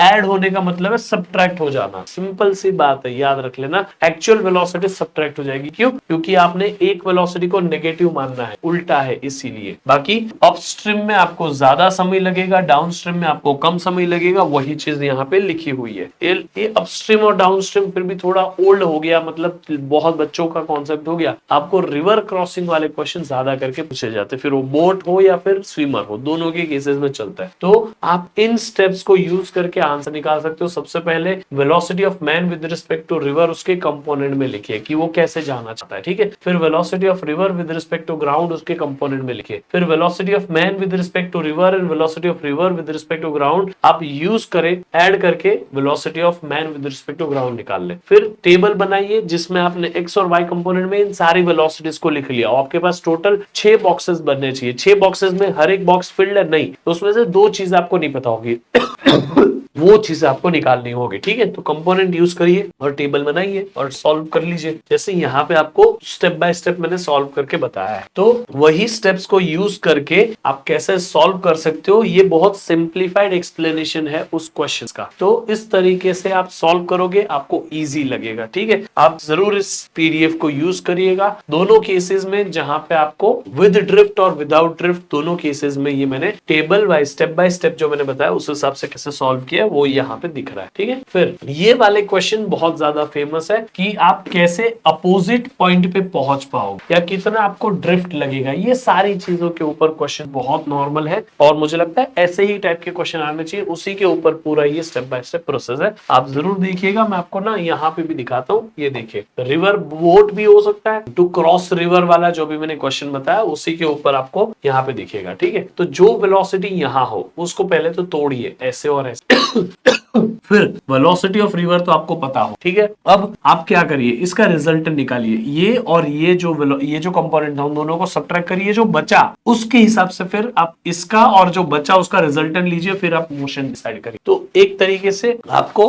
वेलोसिटी का रिजोल्यूशन यानी वेक्टर रिजोल्यूशन बहुत स्ट्रांग होना चाहिए इसमें। इन केस आपको रिलेटिव मोशन का बहुत डिफिकल्टी होता है, लेट मी नो, मैं उसका डिटेल लेक्चर अपलोड कर दूंगा। लेकिन ये सारे केसेस जो है, मिनिमम डिस्प्लेसमेंट करना, डायरेक्ट यहां से यहां जाना, शॉर्टेस्ट पाथ ट्रैवल करना, मिनिमम टाइम में कैसे यहां से यहां पहुंचना, ये सारी चीजें बहुत इंपॉर्टेंट है। इसीलिए उसका डिटेल एक्सप्लेन स्लाइड यहां पे दे रहा हूं, आप जरूर इसको एक बार देख लीजिएगा। और जो रिवर मैन और रिवर बोट प्रॉब्लम है उसी को प्लेन विंड प्रॉब्लम कह सकते हैं। जैसे वहां बोट थी वहां प्लेन हो जाएगा और जैसे वहां रिवर थी यहां विंड हो जाएगा। तो सेम केसेस यहां पे एप्लीकेबल है, कुछ अलग नहीं है। अब आपको दूसरा केस जो है वो है rain man problem. Rain man problem में याद रखिएगा, जो भी रिजल्टेंट वेलोसिटी होगी उस रिजल्टेंट वेलोसिटी ऑफ रेन के एग्जैक्टली अगेंस्ट में हम छाता रखेंगे, ठीक है। तो इस चीज को मत भूलिएगा, बाकी आपका काम हो जाएगा। देखिए, velocity of rain, velocity of man, इन दोनों, अच्छा, वेलोसिटी ऑफ रेन और वेलोसिटी ऑफ मैन उल्टा करके रखना है। क्यों?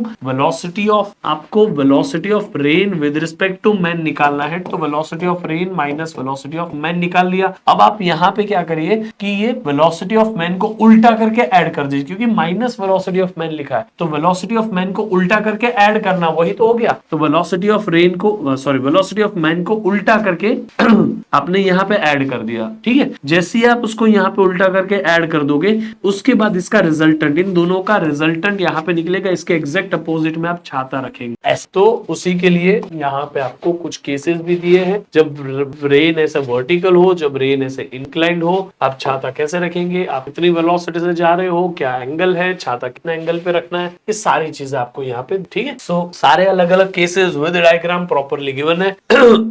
एक बार देख लीजिएगा, it will be very much clear to all. Now let's go for circular motion. Circular motion is nothing but छोटा छोटा लीनियर मोशन। छोटे छोटे लीनियर मोशन को कंटिन्यूअसली करते जाओ, डायरेक्शन बदलते जाओ, सर्कुलर मोशन हो जाता है। इसीलिए हम सर्कुलर मोशन के अंदर लीनियर वाली टर्म्स को भी पढ़ते हैं और सर्कुलर वाली नई टर्म्स को भी डिफाइन करते हैं, ठीक है। सर्कुलर मोशन होने के लिए कंडीशन बहुत जरूरी है, जो मैंने आपको स्टार्टिंग में बताती थी, acceleration is perpendicular to the velocity. Acceleration जब वेलोसिटी से परपेंडिकुलर है, ये वाली कंडीशन तो मैंने आपको बता दी थी, ठीक है। Now let's let's go for angular terms. Angular terms में सबसे पहली टर्म्स है एंगुलर पोजीशन। एंगुलर पोजीशन यानी आपका एग्जैक्ट एंगल जो पार्टिकल की पोजीशन डिफाइन करते, ठीक है। अब next is angular displacement. Angular displacement क्या होगा? एंगल डिस्क्राइब्ड, कितना एंगल डिस्क्राइब किया, वो एंगुलर डिस्प्लेसमेंट। आप यहां से यहां गए तो आपने कितना एंगल डिस्क्राइब किया। Angular displacement is an axial vector बेटा। अभी ये ऐसे गया तो राइट हैंड लेने का, कर्व्ड फिंगर ऐसे डायरेक्शन घुमाने का, थंब जहां आएगा वहां एंगुलर डिस्प्लेसमेंट वेक्टर आएगा। इस तरीके से याद रखना, angular displacement is an angle kind of thing, तो इसका यूनिट इज रेडियन। याद रख लेना, ये डायमेंशनलेस क्वांटिटी है just because its unit is radian. फिर एंगुलर फ्रीक्वेंसी की बात आती है, या फ्रीक्वेंसी पहले पढ़ लेते हैं। फ्रीक्वेंसी कितना नंबर ऑफ टर्न्स हो रहा है पर यूनिट टाइम। तो आरपीएस इसका स्टैंडर्ड यूनिट है, लेकिन कई बार RPM revolution per minute use होता है। कितना रिवॉल्यूशन एक मिनट में कंप्लीट किया वो आरपीएम होता है, ठीक है। डिवाइड बाय 60 कर लेने का तो आरपीएस में कन्वर्ट हो जाता है। अब टाइम पीरियड इज 1/फ्रीक्वेंसी, ये तो आपको पता। अब एंगुलर वेलोसिटी पे जाते हैं, जिसको हम एंगुलर फ्रीक्वेंसी भी बोल सकते हैं कई बार। एंगुलर वेलोसिटी कितना एंगल ट्रैवल किया कितने टाइम में, तो थीटा अपॉन टाइम, ये हो गया D theta upon D T. ये भी आप बोल सकते हो एंगुलर वेलोसिटी है, इसको एंगुलर फ्रीक्वेंसी भी बोलते हैं, ठीक है। इसका यूनिट क्या होगा? ऊपर एंगल है नीचे टाइम है, तो रेडियन पर सेकंड, ठीक है। अब आगे बढ़ो, अब देखो यहाँ एंगुलर एक्सेलरेशन इज, अच्छा angular velocity is also axial vector. Axial vector यानी इसमें आप right hand thumb rule use करोगे। राइट हैंड थंब रूल में जहां मोशन हो रहा है उसके परपेंडिकुलर में थंब आएगा, वहीं आपका एंगुलर वेलोसिटी का डायरेक्शन आएगा। अब angular acceleration.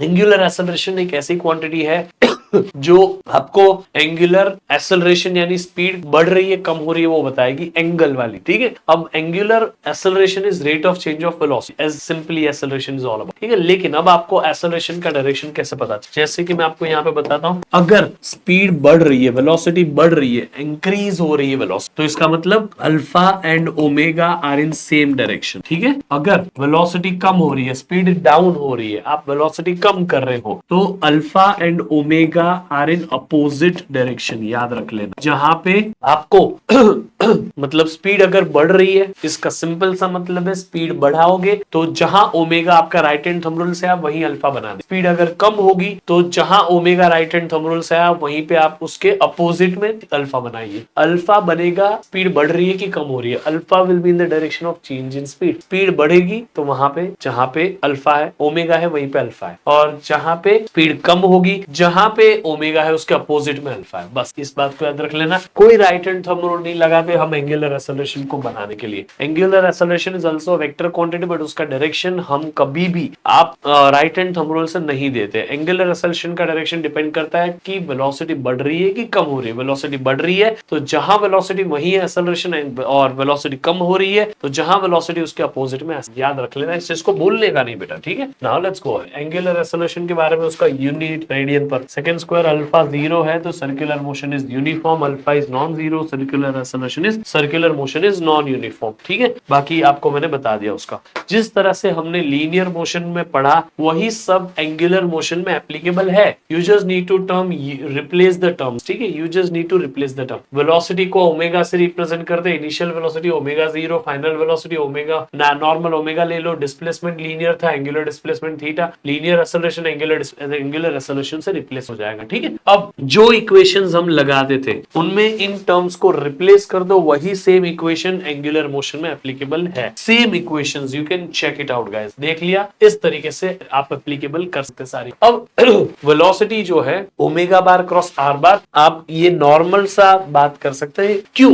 Omega bar cross R bar उसका वेक्टर फॉर्म, ठीक है। V bar is equal to S bar is equal to theta bar cross R bar, V bar is equal to omega bar cross R bar, A bar is equal to alpha bar cross R bar. ये सारे conversions और relationship between linear and angular, इसको याद रखेगा, ठीक है। अब acceleration जो होता है वो दो टाइप का होता है। मैं आपको बता देता हूँ एक्सेलरेशन दो टाइप के होते हैं। Just a moment. So acceleration is of two type. Acceleration सबसे पहला, अगर आप ऐसे टेंजेंशियल वेलोसिटी देख रहे हो तो इस डायरेक्शन में अगर कोई एक्सेलरेशन है तो वो टेंजेंशियल एक्सेलरेशन है। ये वेलोसिटी बढ़ेगी, ये वेलोसिटी चेंज होगी, तो यहाँ का जो एक्सेलरेशन होगा वो टेंजेंशियल एक्सेलरेशन कहलाएगा। टेंजेंशियल एक्सेलरेशन का फॉर्मूला होता है at is equal to R alpha. at bar is equal to alpha bar cross R bar भी लिख सकते हैं in terms of vector form. लेकिन दूसरा एक और एक्सेलरेशन होता है जिसकी वजह से सर्कुलर मोशन होता है, वो है centripetal acceleration. What is centripetal acceleration? अगर कोई पार्टिकल सर्कल कर रहा है तो उसको सेंटर की तरफ पकड़ के रखने के लिए भी एक फोर्स चाहिए जिसको सेंट्रीपिटल फोर्स बोलते हैं, और यही फोर्स के अलोंग ऑब्वियसली एक्सेलरेशन होगा, तो वो सेंट्रीपिटल एक्सेलरेशन होगा। तो सेंट्रीपिटल एक्सेलरेशन का फॉर्मूला होता है v²/r ω²r v ओमेगा, ये सेंट्रीपिटल एक्सेलरेशन है। तो देयर आर टू एक्सेलरेशंस, एक टेंजेंशियल और दूसरा सेंट्रीपिटल। याद रखिएगा इन दोनों एक्सेलरेशन को मिलके टोटल एक्सेलरेशन बनाया जाता है। ये जो यहाँ पे लिखा है ना मैंने, total acceleration is under root of tangential plus centripetal, क्योंकि ये दोनों एक दूसरे से परपेंडिकुलर होते हैं। ठीक है, अगर ये सर्कुलर मोशन हो रहा है तो यहाँ अगर टेंजेंशियल एक्सेलरेशन है तो यहाँ सेंट्रीपिटल एक्सेलरेशन है, और इन दोनों का जो रिजल्टेंट है वो है आपका नेट एक्सेलरेशन, ये आपका ए नेट है। तो इन दोनों का स्क्वायर और ऐड करके ही तो नेट मिलेगा, वही आपको यहाँ पे बताया, याद रहेगा। अब मैं आपको बताता हूँ दोनों का अपना अपना काम क्या होता है। Tangential acceleration is a kind of acceleration which gives magnitude to the velocity. Change in velocity करने का जो काम है ना, वेलोसिटी जो ये मैग्नीट्यूड वाइज चेंज होगी ना, स्पीड अप होगा, स्पीड डाउन होगा, सर्कल फास्ट होगा, सर्कल स्लो होगा, ये काम ये देखता है। और सेंट्रीपिटल एक्सेलरेशन देखता है कि हाँ ये सर्कल घूमे, यानी कि उसको डायरेक्शन बार बार जो चेंज करके मिल रहा था कि ये सर्कल घूमे ना, वो काम है सेंट्रीपिटल का। तो centripetal acceleration gives the change in direction and tangential acceleration gives the change in magnitude of the velocity. याद रहेगा, तो याद रखेला, आप लिख लो चाहिए तो, कि tangential acceleration gives the change in magnitude of velocity and centripetal acceleration gives the change in direction to the velocity. याद रखना दोनों का अपना अपना काम है। आपका सर्कल घूमने के लिए मैग्नीट्यूड चेंज ना हो तो एक बार चल जाएगा, लेकिन डायरेक्शन तो चेंज करना पड़ेगा तभी तो सर्कल होगा। यानी सेंट्रीपिटल एक्सेलरेशन कंपलसरी है हर बार होना। टेंजेंशियल एक्सेलरेशन नहीं होगा तो ये स्पीड अप और स्पीड डाउन नहीं होगा, बट सेम स्पीड से तो घूम सकता है और उसी को हम यूसीएम बुला लेंगे। लेकिन सेंट्रीपिटल एक्सेलरेशन ही अगर नहीं होगा तो ये सर्कल ही नहीं घूमेगा, ये सीधा ऐसे निकल जाएगा टेंजेंशियली बाहर। समझ में आ गया कि नहीं, इस चीज को भूलना मत। ठीक है, अब बाकी आपको यहाँ पे यूसीएम और नॉन यूसीएम के बारे में डिफरेंशिएशन बता दे। UCM versus non UCM. UCM क्या है? Angular speed, angular velocity, angular acceleration, ये सारे टर्म्स को यूसीएम और नॉन यूसीएम। आप यूसीएम आपकी एंगुलर स्पीड ओमेगा हमेशा कांस्टेंट रहेगी, नॉन यूसीएम में वो चेंज होगी। एंगुलर वेलोसिटी, एंगुलर स्पीड और एंगुलर वेलोसिटी जो है आप यहाँ पे देख सकते हो, ये डायरेक्शन के साथ बोल रहा है, तो एंगुलर वेलोसिटी यहाँ कांस्टेंट रहेगी, यहाँ नॉट कांस्टेंट। ठीक है, एंगुलर एक्सेलरेशन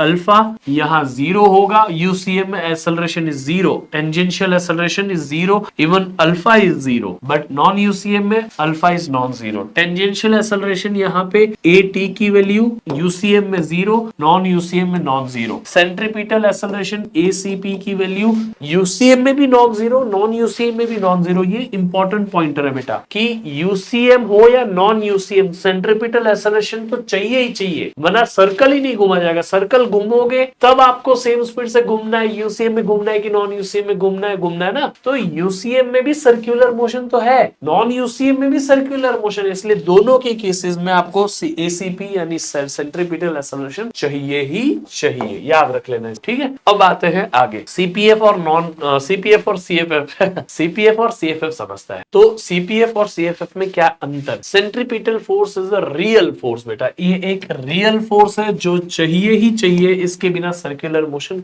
हो ही नहीं सकता। यानी कि जब भी वेलोसिटी और एक्सेलरेशन देना है, जो फोर्स से हम दे रहे हैं ये दोनों परपेंडिकुलर हो तभी ही सर्कुलर मोशन होगा, और जब भी सर्कुलर मोशन चाहिए तो फोर्स और ऐसे वेलोसिटी परपेंडिकुलर होनी चाहिए। तो सेंट्रीपिटल एक्सेलरेशन एक रियल फोर्स है, there will be some real force acting as a centripetal force in different cases. Centripetal force कोई और भी हो सकती है, जैसे कि centripetal force is actually not a force बेटा, it's a title given to the force. Chief minister is not a person, it's a title given to that person. Prime minister is not a person, है ना। Prime minister एक आप कह सकते हैं कि एक सीट है, एक पोजीशन है, वो कोई आदमी का नाम नहीं है। समझ में आ गया? जैसे आज प्राइम मिनिस्टर है कोई, अगला प्राइम मिनिस्टर कोई और होगा, अगला प्राइम मिनिस्टर कोई होगा, लेकिन किसी आदमी को हम प्राइम मिनिस्टर नहीं बोलते, उनकी पोजीशन को, उनके ओहदे को हम प्राइम मिनिस्टर बोलते हैं। वैसे ही centripetal force is also the title given to that force जो काम करती है एज अ सेंट्रीपिटल। समझ में आ गया? जैसे ग्रेविटेशनल फोर्स की वजह से सन के आसपास अर्थ रिवॉल्व करता है, तो gravitational force is acting as a centripetal force. फिर रस्सी से मैंने किसी चीज को बांध दिया तो रस्सी के अंदर tension is acting as a centripetal force. Proton के आसपास इलेक्ट्रॉन रिवॉल्व करता है तो उनके बीच की इलेक्ट्रोमैग्नेटिक फोर्स है जिसकी वजह से वो इलेक्ट्रॉन घूमता है सर्कल। तो electromagnetic force is acting as a centripetal force in that case. I hope आपको याद रहेगा, इस चीज को भूलना मत, ठीक है। अब थोड़ा सा और आगे बढ़ो, सेंट्रीपिटल फोर्स होनी जरूरी है। सेंट्रीपिटल फोर्स का वैल्यू हमेशा सेंट्रीफ्यूगल फोर्स के इक्वल होना चाहिए, अगर नहीं है तो सर्कुलर मोशन नहीं होगा। अब जब भी सेंट्रीपिटल फोर्स आती है ना तो एक प्रॉब्लम आ जाती है। क्या प्रॉब्लम है? सिर्फ एक ही फोर्स है और यहाँ एक वेलोसिटी, तो ये धीरे धीरे धीरे धीरे सर्कल ऐसा हो जाना चाहिए था, लेकिन ऐसा सर्कल कम हुआ नहीं। इसका रीजन था कि हम एक सूडो फोर्स यहाँ पे मानते हैं विच इज सेंट्रीफ्यूगल फोर्स। तो यूसीएम है ना, तो ये यूसीएम के केस में ध्यान से सुनना, सिर्फ एटी होता है, अरे एसीपी होता है, एटी नहीं होता है ना, एटी जीरो होता है यूसीएम। अभी मैंने आपको बताया था जब एटी जीरो है तो सिर्फ एक ही फोर्स है, यहाँ पे कोई टेंजेंशियल फोर्स नहीं है, एफटी नहीं है। इसका मतलब ये हो गया सिर्फ एक ही रिजल्टेंट फोर्स है, इसको अपोज करने के लिए एक ही सूडो फोर्स कंसीडर करो, क्योंकि ये अलोंग दी सेम लाइन है, सेंटर से अवे है, तो सेंट्रीफ्यूगल बोल दो इसको। तो pseudo force is centrifugal force in case of UCM. Non UCM में there will be tangential acceleration, तो टेंजेंशियल फोर्स होगा, सेंट्रीपिटल एक्सेलरेशन, सेंट्रीपिटल फोर्स होगा। So there are two forces, तो इन दोनों फोर्सेस का रिजल्टेंट फोर्स नेट फोर्स ऐसे है। Pseudo force is always considered opposite to the net force, ये हो गया सूडो फोर्स। तो अभी ये सूडो फोर्स के भी दो कंपोनेंट हुए, तो ये कंपोनेंट जो है ना वो सेंट्रीफ्यूगल फोर्स। तो कई बार हम ये गलत पढ़ते हैं कि centrifugal force is a pseudo force. Centrifugal force pseudo force के इक्वल है, बट कब? जब यूसीएम है। सेंट्रीफ्यूगल फोर्स सूडो फोर्स का एक कंपोनेंट है, सूडो फोर्स ये है, उसका एक कंपोनेंट है सेंट्रीफ्यूगल फोर्स। कब? जब नॉन यूसीएम। तो सूडो फोर्स खुद भी सेंट्रीपिटल सेंट्रीफ्यूगल हो सकता है, या सूडो फोर्स का एक हिस्सा सेंट्रीफ्यूगल हो सकता है। जरूरी नहीं कि ये जो सेंट्रीफ्यूगल फोर्स बोली जा रही है वो कंप्लीटली सूडो फोर्स ही हो। यहाँ पे यूसीएम में सेंट्रीफ्यूगल फोर्स हमेशा सूडो फोर्स होती है, लेकिन नॉन यूसीएम में centrifugal force component of pseudo force होती है। याद रखना इस चीज को, ठीक है। सॉरी, तो ये डिफरेंस है। अब सेंट्रीफ्यूगल फोर्स कंपलसरी है, जब भी आप सेंट्रीफ्यूगल फोर्स नहीं बनाओगे तब आप रॉन्ग कर रहे हो। उसका रीजन मैं आपको बताता हूं। तो सेंट्रीफ्यूगल फोर्स बनाना इसलिए कंपलसरी है क्योंकि बिना सेंट्रीफ्यूगल फोर्स बनाए आप नेट फोर्स जीरो नहीं करोगे। अगर आप यहाँ पे सेंट्रीपिटल फोर्स, टेंजेंशियल फोर्स दोनों का रिजल्टेंट बनाओगे तो नेट फोर्स मिल गया। So whenever there is some net force, net acceleration होगा, नेट एक्सेलरेशन होगा तो एक्सेलरेशन इज नॉट जीरो, यानी कि यहाँ ये हो गया non inertial frame of reference. Non inertial frame of reference में Newton's laws of motion applicable नहीं है, यानी अभी तक हम जितना पढ़े वो सब यहाँ पे एप्लीकेबल ही नहीं है। तो पढ़ने का मतलब इसलिए हमें नेट फोर्स के अगेंस्ट एक सूडो फोर्स कंसीडर करना पड़ा। अब ये जो सूडो फोर्स कंसीडर किया हमने, उसकी वैल्यू को हमें डिफाइन करना पड़ेगा। वो वैल्यू हमारी M omega square R, M V square by R और एम वी ओमेगा के जितनी होती है। बाय डिफॉल्ट केसेस में centripetal force and centrifugal force are exactly same in value, but they are opposite in direction. Centripetal force is real force, कोई gravitation, electromagnetic कुछ तो force होगी जो काम कर रही होगी। Friction can be acting as a centripetal force, normal reaction is acting as a centripetal force, tension might be acting as a centripetal force। लेकिन आप कभी भी सेंट्रीफ्यूगल फोर्स को कोई फोर्स का नाम नहीं दोगे। Centrifugal force is a pseudo force which will be magnitude as always be equal to centripetal. याद रखना। बैंकिंग ऑफ रोड के केस में अगर हॉरिजॉन्टल फ्लैट रोड है तो आपका वेलोसिटी जो है वो रूट ऑफ आरजी के इक्वल होना चाहिए, रूट ऑफ म्यू आरजी के इक्वल होना। बट हम रूट ऑफ म्यू आरजी के इक्वल जब velocity actually root of mu RG से कम होना चाहिए, तो वेलोसिटी जो है आपकी under root of mu R G से कम या मैक्सिमम इतनी इक्वल हो सकती है। So this can be maximum velocity. अगर इससे ज्यादा वेलोसिटी से आप गए तो आप स्लिप हो जाओगे, स्किड हो जाओगे, आप गिर जाओगे। बट ये म्यू जो है ना वो खुद वेरिएबल है। क्यों? Mu is a coefficient of friction which changes depending upon the nature of surface. Surface dry है, वेट है, स्मूथ है, रफ है, उस हिसाब से म्यू बढ़ सकता है, कम हो सकता है। बढ़ गया तो अच्छी बात है, पूरा वेलोसिटी का वैल्यू बढ़ जाएगा, लेकिन म्यू कम हो गया तो प्रॉब्लम है, क्योंकि तब हमारी वेलोसिटी कम हो गई, तब हम पलट जाएंगे, गिर जाएंगे। समझ में आ गया? इस चीज को भूलना मत। अब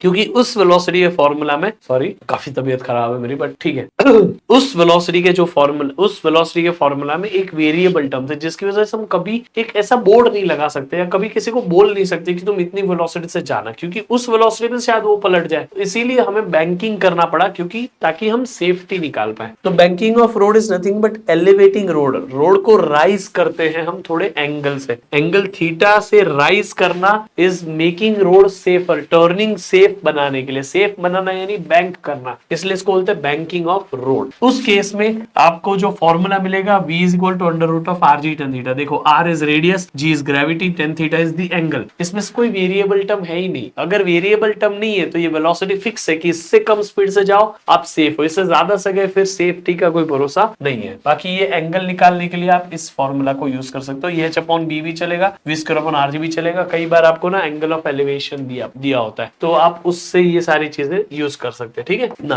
banking of road in case with friction भी हमें काउंट करना पड़ता है। कई बार आपको बैंकिंग तो कर लिया आपने लेकिन फिर भी फ्रिक्शन तो होगा सर्फेस पे, तो फ्रिक्शन आपको ना एक रेंज दे देता है कि आप फ्रिक्शन से आपको एडिशनल हेल्प मिलती है, क्योंकि आपने बैंकिंग तो कर ली, बैंकिंग से तो आपको एक मिल गया सेफ्टी, लेकिन फ्रिक्शन से भी आप सेफ्टी ले सकते हो। तो जब फ्रिक्शन को इंक्लूड करना है तो are G tan theta minus mu upon 1 minus tan theta ये मिनिमम वेलोसिटी है और ये मैक्सिमम वेलोसिटी है। मैक्सिमम वेलोसिटी के केस में आपको क्या मतलब का मैक्सिमम वेलोसिटी और मिनिमम वेलोसिटी, देखिए आपको इतनी मिनिमम वेलोसिटी से जाना है ताकि आप ऐसे ना पलटो, आपको इतनी मैक्सिमम वेलोसिटी से जाना है मतलब इस वेलोसिटी से ज्यादा वेलोसिटी पे गए तो आप ऐसे पलट जाओ। ठीक है, तो इस चीज को याद रखिएगा, इस चीज को भूलना मत। ठीक है, ध्यान से सुनना, जो मैंने बताया एक बार सही है कि नहीं वेरीफाई कर लेते हैं। ध्यान से, ये मिनिमम वेलोसिटी है, इतनी वेलोसिटी से आप जाना ही जाना है, अदरवाइज आप ऐसे पलटोगे। ठीक है, इतनी मैक्सिमम वेलोसिटी से आपको जाना है, इससे ज्यादा वेलोसिटी से गए तो आप ऐसे पलटोगे। आपको ये मिनिमम वेलोसिटी रखनी है, मैक्सिमम इन दोनों के बीच में आप ट्रैवल करोगे, आप सेफ है। इससे कम वेलोसिटी से गए इधर ही ऐसे हल्का सा गिर जाओगे, इससे ज्यादा वेलोसिटी है तो आप पलट जाओगे ऐसे।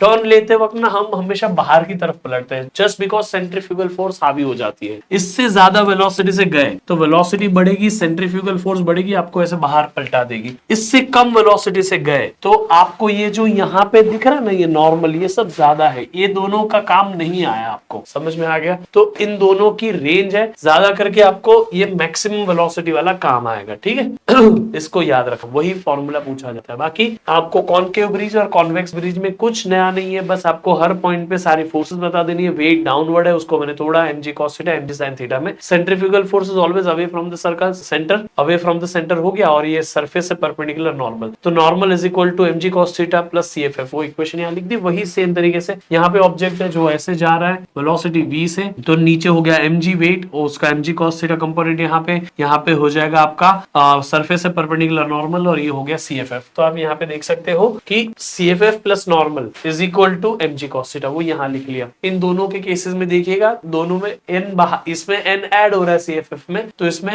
mg cos थीटा ऐड हो रहा है cff में, तो ये दोनों में इतना सा अंतर है, बाकी याद रख लेना। Concave bridge convex bridge basically कभी कभी काम आ सकता है। Conical pendulum it's a simple pendulum, simple pendulum ऐसे काम करता है, कोनिकल पेंडुलम ऐसे घूमता है। ठीक है, तो उसका ऊपर वाला जो रस्सी है वो कोन में घूमता है, लेकिन नीचे वाला जो पार्ट है वो हॉरिजॉन्टल सर्कल परफॉर्म करता है। हॉरिजॉन्टल सर्कल परफॉर्म करता है तो उसको यहाँ ये जो टेंशन है ना, उसके दो कंपोनेंट करो, तो टी कॉस थीटा ये हो गया T sine theta. T sine theta के अपोजिट में है mv square by r, T cos theta के अपोजिट में है mg। उन दोनों इक्वेशंस को यूज करके आप टेन थीटा की वैल्यू निकाल सकते हो, वेलोसिटी ऑफ बॉब की वैल्यू निकाल सकते हो, एंगुलर स्पीड की वैल्यू, ये सारी चीजें वहां से आप निकाल सकते हो। सबसे इंपॉर्टेंट होगा time period of the conical pendulum. ठीक है, now vertical circular motion VCM is this kind of motion. अभी तक हमने जो यूनिफॉर्म सर्कुलर मोशन पढ़ा वो हॉरिजॉन्टल था। आप हॉरिजॉन्टल मोशन में UCM भी करा सकते हो, नॉन UCM भी करा सकते हो, लेकिन वर्टिकल सर्कुलर मोशन में UCM नहीं करा सकते। ठीक है, वर्टिकल सर्कुलर मोशन में क्योंकि ग्रेविटी आ जाता है बीच बीच में, तो जब आप यहाँ हो तो ग्रेविटी आपको असिस्ट करता है खींचने में, जब आप ऊपर जा रहे हो तो ग्रेविटी आपको अपोज करता है खींचने में ऊपर जाने से। तो ग्रेविटी की वजह से ये एक्सेलरेशन हर पॉइंट पे अलग अलग बन जाता है, इसीलिए वो VCM कहा जाता है। तो VCM is non UCM kind of motion. समझ में आ गया? उसके अलग अलग पॉइंट पे क्या वैल्यू होती है आपको समझा देता हूं। इस पॉइंट पे टेंशन को 0 लोगे क्योंकि उसको नीचे खींचने की जरूरत ही नहीं, बाय डिफॉल्ट उसका वेट ही डाउनवर्ड नीचे खींच रहा है mg। ठीक है, अब यहाँ पे उसका वेट यहाँ है mg, और यहाँ उसका वेट अबॉब, ये जो भी चीज है उसका वेट डाउनवर्ड, यहाँ पे उसका वेट डाउनवर्ड है। तो इस केस में उसका वेट ही खुद टेंशन की जैसे एक्ट कर रहा है, तो weight is acting as a centripetal force, रस्सी के टेंशन की जरूरत नहीं। तो टेंशन 0 कंसीडर करके टॉप पॉइंट पे चलोगे तो यहाँ velocity root of G L, L यानी लेंथ ऑफ द स्ट्रिंग या फिर रेडियस ऑफ द स्ट्रिंग ऐसे आ जाएगी, तो ये एल जी एल, उसी को यूज करो यहाँ और यहाँ की वेलोसिटी निकालो। बॉटम मोस्ट पॉइंट की वेलोसिटी जो है वो आ गई रूट ऑफ 5gl, 5gr भी लिख सकते हैं, 5gl भी लिख सकते हैं, बेस्ड ऑन ये रेडियस ले रहे हो या एल ले रहे हो, उसको लेटर डज नॉट मैटर, बस यहाँ पे पे कैपिटल एल बोलो, स्मॉल एल बोलो या आर बोलो, ये बस लेटर चेंज कर देना और कुछ नहीं। यहाँ पे मिड पॉइंट पे वेलोसिटी आई √3gl। हाईएस्ट और टॉप बॉटम मोस्ट पॉइंट पे जो टेंशन का डिफरेंस होना चाहिए वो कितना होना चाहिए, वो 6 mg होना चाहिए। यहाँ टेंशन 0, यहाँ 6 mg, यहाँ टेंशन 1 mg, यहाँ 7 mg, यहाँ 2 mg, यहाँ 8 mg। Difference of tension between this two position must always be 6 mg, याद रख लेना, ठीक है। बाकी आपको सारे पॉइंट्स के ऊपर ये ए पॉइंट जो है वो आपको बॉटम मोस्ट पॉइंट है, बॉटम मोस्ट, ठीक है, लोएस्ट पॉइंट ये आपके मिड पॉइंट है और ये आपका टॉप मोस्ट पॉइंट है, ठीक है। तो अलग अलग पॉइंट पे क्या वेलोसिटीज है, क्या टेंशन है, क्या पोटेंशियल एनर्जी है, क्या रेडियल एक्सेलरेशन है, क्या टेंजेंशियल एक्सेलरेशन है, सारी वैल्यूज दी है। और ये जनरल एनी पॉइंट बोल सकते हैं आप, एनी पॉइंट, तो उस पॉइंट के लिए भी फॉर्मूले की लिस्ट आपको दे दी है। इससे आपका सारा काम हो जाएगा, ठीक है। बाकी जो एनी पॉइंट पे वेलोसिटी है वो कैसे आई, वो यहाँ पे हमने क्या करके लाया, बेसिक सा डायग्राम बना के आपको वो इक्वेशन यहाँ पे दे दी है। टेंशन एट एनी पॉइंट के लिए भी ये, बस आपको एंगल लेते वक्त एक चीज का ध्यान रखना है। नॉर्मली हम सर्कल में एंगल ना यहां से मेजर करते हैं, ये एंगल मेजर करते थीटा, ये वीसीएम में नहीं चलता। वीसीएम में एंगल इस रेफरेंस लाइन से मेजर करना पड़ता है। वीसीएम में एंगल हमेशा ऐसे मेजर करता है ताकि हम यहां से सर्कल घुमाते हैं। तो लोएस्ट पॉइंट से एंगल मेजर करने की आदत रखना जब भी वीसीएम में बात करो। जो भी एंगल आपको दिख रहे ना यहाँ हर एक एंगल यहां से मेजर किया हुआ है। So this is 0, this is 90, this is 180। Now ये 0 नहीं है, इस बार याद रखना। इस चीज को भूलोगे तो पूरा आंसर रॉन्ग करके बैठोगे। बाकी वीसीएम में इस चीज को दिमाग में घुसा लो कि अगर आपको एक सर्कल को कंप्लीट करना है, एक सर्कल कंप्लीट करना है, यहां से यहां जाना है, सर्कल कंप्लीट करना है, तो इस पॉइंट पे वेलोसिटी √5gr या 5gl होनी चाहिए। l is obviously this length of the string, ठीक है। इस पॉइंट पे वेलोसिटी कितनी होनी चाहिए, √3gl, और इस पॉइंट पे वेलोसिटी कितनी होनी चाहिए, √gl। तो इतनी वेलोसिटी इन पॉइंट्स पे मिलेगी। ऐसे हर पॉइंट की कंडीशन है, बट हर पॉइंट को याद थोड़ी रखेंगे, इसलिए एनी पॉइंट वाला फॉर्मूला भी आपको दे दिया। हर पॉइंट की अपनी अपनी वेलोसिटी की रिक्वायरमेंट है, उतनी मिनिमम वेलोसिटी उधर मिल गई तो आप सर्कल कर लोगे। तो इस पॉइंट पे मिनिमम वेलोसिटी इतनी होनी चाहिए एक बार सर्कल करने के लिए। इससे ज्यादा हुई तो आप एक से ज्यादा बार सर्कल कर लोगे, लेकिन इससे कम हुई इस पॉइंट पे वेलोसिटी, तब पक्का है कि आप पूरा सर्कल कंप्लीट नहीं कर पाओगे। वही कंडीशंस यहां लिखी हुई है। अगर आपकी वेलोसिटी √2gl से कम है तो particle will oscillate in lower region. अगर आपकी वेलोसिटी √2gl से ज्यादा है लेकिन √5gl से कम है, √5gl से कम है, तो यानी कि आप देखो,